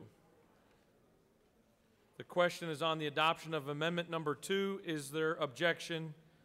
There is objection. All those in favor of amendment number 2 being adopted, vote yea. Opposed, nay. The Secretary will unlock the machine.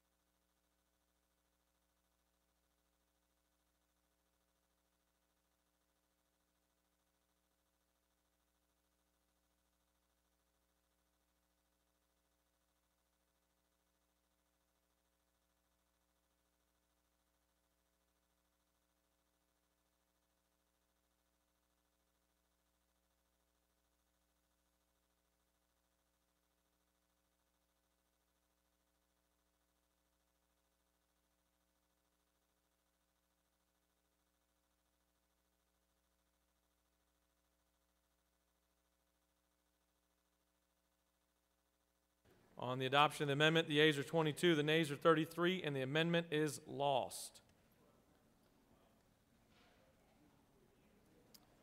The question now is on the adoption of the committee substitute. Is there objection to adoption of the committee substitute? Chair hears none, and the committee substitute is adopted. Is there objection to agreeing to the report of the committee which is favorable to the passage of the bill? The chair hears none. The report of the committee is agreed to. Shall the main question be now put? Are there any objections? Chair hears none. The main question is ordered. Shall this bill now pass by substitute? The question is on the passage of the bill by substitute. All those in favor vote yea. Opposed, nay. The Secretary will unlock the machine.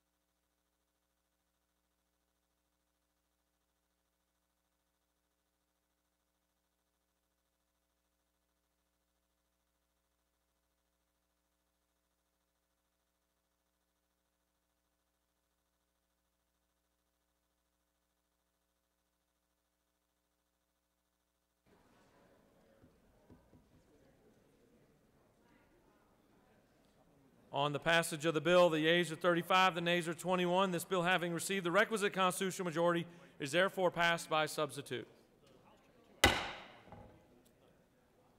Chair recognizes the senator from the 9th for a motion. Mr. President, I move the Senate disagree to the House substitute to SB 214.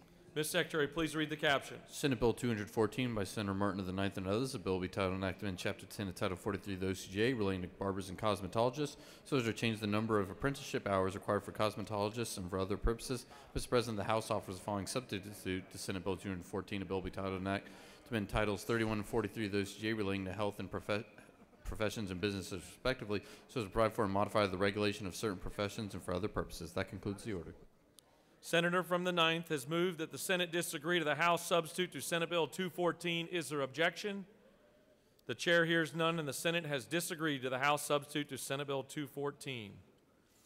Chair would like to recognize the senator from the 9th for a point of personal privilege.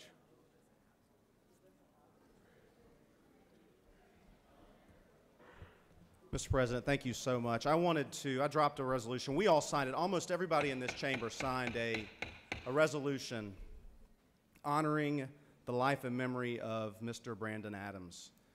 As you know, a couple of weeks ago, he was a very promising defensive lineman from Georgia Tech, and he collapsed suddenly a couple weeks ago and unfortunately passed away.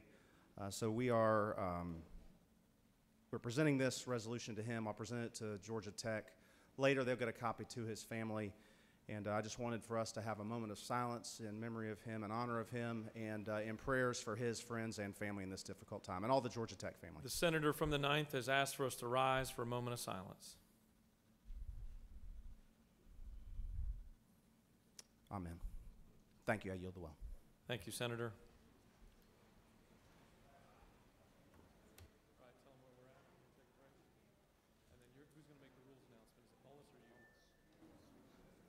All right, we're going to take a break for lunch, and I want to recognize the Rules Chairman to talk about the upcoming Rules meeting, and then I'll give you the parameters to our lunch break. Chair recognizes the Senator from the 53rd. Thank you, Mr. President. Senate Rules Committee members, we will eat about 35 minutes, we will meet about 35 minutes after lunch. So please eat and then come to the Rules Committee meeting. Thank you. Any other announcements? All right, so we're going to come back at 2 o'clock. We're going to take an hour-and-a-half lunch break. Lunch is being served for all senators down in the break room at the Secretary's office. 1:30 or 2 o'clock, we will be back in 1.5 hours. The Senate stands in recess.